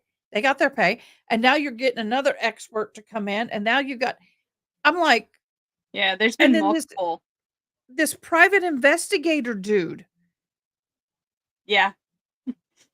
I don't even know what he's done for her. I know. I'm like, I don't even know where he came from. Where did he come from? What have you done? I would like to see a breakdown of his pay. Because when he's getting $15,000 plus what, $2,500 for other travel and incidentals, I'm like, dude, I would be racking up them hours to earn that money. Right. But what has he done? Not much of anything. So, I don't know. I'm just really frustrated with the amount of money that these cases cost, and it's hurting their economy. Yeah. It takes out of their taxpayer money. Yeah. And that doesn't include the overtime that some of the staff has had, the judge's paycheck, the judge's assistant, the paralegal. Right. It just, none of that is factored into a lot of the amounts that we see. It's just what the lawyers are getting paid, what the experts are getting paid. What about the JAC with the clothing situation? My understanding is there's something through the public defender's office that was doing that. Yes, but I think now she's wanting them to provide what their maximum, and then she's going to have somebody else provide additional. I'm all like, it's one or the other, honey. Yeah. That's you weird. Don't suck the money out of the public defender's office or the taxpayers to provide clothes for you for trial, and then you decide, oh, I don't like them, I'm going to do something do else. more Yeah. or change it or pick it out or whatever. There's just a lot of shady stuff. She knows she's going in from That's possible. Billy Lane is the investigator. Yeah. Yeah. He was to provide all the discovery to Sarah Boone when the proceeding. But yeah, but he's been involved longer than that. He's much been involved longer. Since Number the last 2? attorney that 3? Yeah, not the female attorney, but it might have been 2 or 3. But He's been that involved for a while. and see that was a Kilo. That was crazy to me too. Why in the hell would you spend hours taking all those documents and scanning them and then transferring them to a thumb drive? 2 boxes of files. I used to scan stuff all the time as a Oh, that took photographer forever. and for my box and other things, and it takes forever. And you bring the thumb drive or the hard drive in, and then you say, "Give her the hard copies too?" As a judge, I would say, "No, ma'am. Yeah, you already got them all. You agreed to take the thumb drives. That's a lot. If you want to reimburse the county for that time, then we'll gladly give you everything you want." Right. But that's the kind of crap that really pisses me off when it comes to this stuff. Yeah. So I'm sure it happens all the time. We're gonna wrap it up. Let's see. Want her size? She has. Yes, he has. Wonder if he's doing now or no. He is still on the case. He will Yeah, be on he's the still on the case. case. Yeah, he is. So my plans for Mignana are going to be we're just going to go through and start kind of day one, kind of talk through all of this. If we have time, we'll start getting into some of her letters. One of the things though, someone asked me if I could go over the lawyer thing. Um, and then I got to start getting ready to do the Sarah Boone evidence fishing. And should I put the lawyers, should I get a bag with the dollar sign on it and put all the lawyer Barbies in it? You could do that, yeah. You could do that, yeah. Oh, did you see? I don't know if you could appreciate this. My $2 Your gavel. Goodwill. Wow. This is That an came old from one. someone's estate sale, yeah. Yeah, because it's got the metal and everything. They're actually just tacks. That's all they ever Yeah. are. It's thumbtacks. Yeah, but it's just to make the noise. To make it louder. I was told by somebody who used to work at our Texas state level system that these are the size gavels that are usually used for more of the higher courts because the courtrooms are small. They don't use the bigger. Yeah. And so, but anyway, this thing is loud and we're going to be using it. I also have a recorded gavel. I don't know. Versus about the same. About the same, yeah. About the same. Okay, guys. First of all, I gotta say, we have a lot of the information we have for a long time, well, almost since I began, right? I don't know when you hopped in. Probably pretty early because like I said, I'm one of Baker's mods, so I think So I that did was before helping me. him. That was helping me, yeah, get to that 1,000. Yeah. I need to get to the 3,100. You'll get there. I'm not, and I really appreciate the super chat. Thank you so very much. That was really kind of you. Very kind of you. But I don't know if Baker would be willing. I offered for him to come here, and he goes, "Oh my gosh, I can't, man! It's 3 o'clock in the morning, my time. I keep Yeah. forgetting." So, Yeah, are you he's in the 6 state? What? hours. He's 6 hours ahead of Eastern. So like right now for me it's 11. It'll be 6 hours. It'll be like 5 a.m. for him. So you're in the East Coast. Don't just what state? Rhode Island. Rhode The little Island. tiny one. The little itty bitty one. Yeah, I thank God y'all didn't get with the hurricane. My birth city, where I was born, was Bristol, Tennessee, and a lot of damage. They never Yeah. get that kind of weather. Yeah, And I've been I'm hearing a lot upset. about like Bristol Georgia Raceway and like got in trouble. the South. Huh? Is it South Carolina? It's either South Carolina or North Carolina had an entire like town. I think it's North Wiped out. Carolina. I think got it Yeah. more than South. What's going and I was I was a Red Cross volunteer. I did shelter management, but disability integration.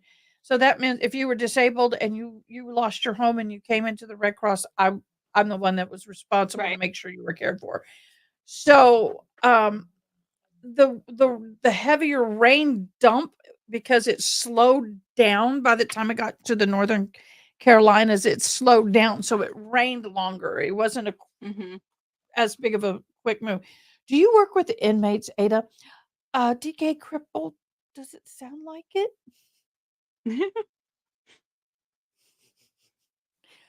I'll be honest, and I'll tell y'all that my ex-husband, the only husband I've ever had, went to prison. I lost him to prison, and that's how this all started. I was going to do jail widow, and I was going to give advice. I was going to have lawyers like you, and because one thing I didn't know to do is I probably should have had a lawyer representing me because I testified. And they threw me under the bus and accused me of committing his crime, and I didn't even know they were doing it. It was in his Fifth Circuit Court of Appeals, I think it was, or whatever it was. I was actually named. It was horrible, and I can't get it redacted. No. And it affected me. But there's a lot of things, as you very well know, that happen when someone loses a person to prison. It's basically like a physical death, but you don't have a death certificate. You got to shut everything down. I mean, it's horrible. And there's no advice out there. There's no help groups out there. There's no really any books out there. So I started doing this. And so I got all this equipment, and then I decided, okay, I'm going to follow a trial because that goes from, all day. Nobody's going to watch me. And that way I can play. And if it doesn't work, figure it out, because I'd never done YouTube like this. And that was 5 months ago. And I was like, yeah, I had a lot of viewers. Ended Yeah. up, it was a happy accident. 102 in California. Oh my gosh. I know a lot based off of what happened with my ex. Also, I know a lot of people who have been in the system. I'm also an emergency services volunteer chaplain. So sometimes I go in and pray with inmates and things. But I'm also a criminal justice student. Mm. I've often, Yeah. do you know the show where you could go into prison Yeah. The and just kind of be like a mole? yeah. I want to do that, but I want to do it based on, I want them to put me in so I can evaluate those with disabilities and how the To see how prison it is is. handling it. Huh? Yep. I would take the hearing aids out. Go What about, let me ask you, along fit. how do inmates handle it when they have to have hearing aids in prison? These can become, you can take I'm these not batteries sure. out and sell them and, give them to tattoo gun artists. I'm not sure. I don't think I've ever encountered anyone that was hearing impaired. I'm I've going had to to teach deal y'all with something. translators and everything like that, but not. I don't think not hearing. If you've ever used the word impair again, it's equal to the N Sorry. word to a colored person. No, I'm teaching everybody. Hearing impaired means that you are broken. Visually impaired is correct because they can't drive, they can't provide normal daily living without assistance to some level or another. Deaf, it's either deaf or hard of hearing. Hard of hearing. Okay. Have I ever been a chaplain for death penalty? No, but I would. I've always found that interesting. There was a witness in the Toby Madison case that was an inmate with a hearing aids. Yep. So anyway, we will be Oh, on she was my tomorrow. favorite of that case. Huh? The older lady was my favorite of that case because she just gave no F's. None. She cared none. She was a bad one. And well, but in our county, if a deaf person was at a place that is like a home for deaf people who with different abilities, and so the staff learned some ASL from that deaf person, and that deaf person got in a ticket. So she went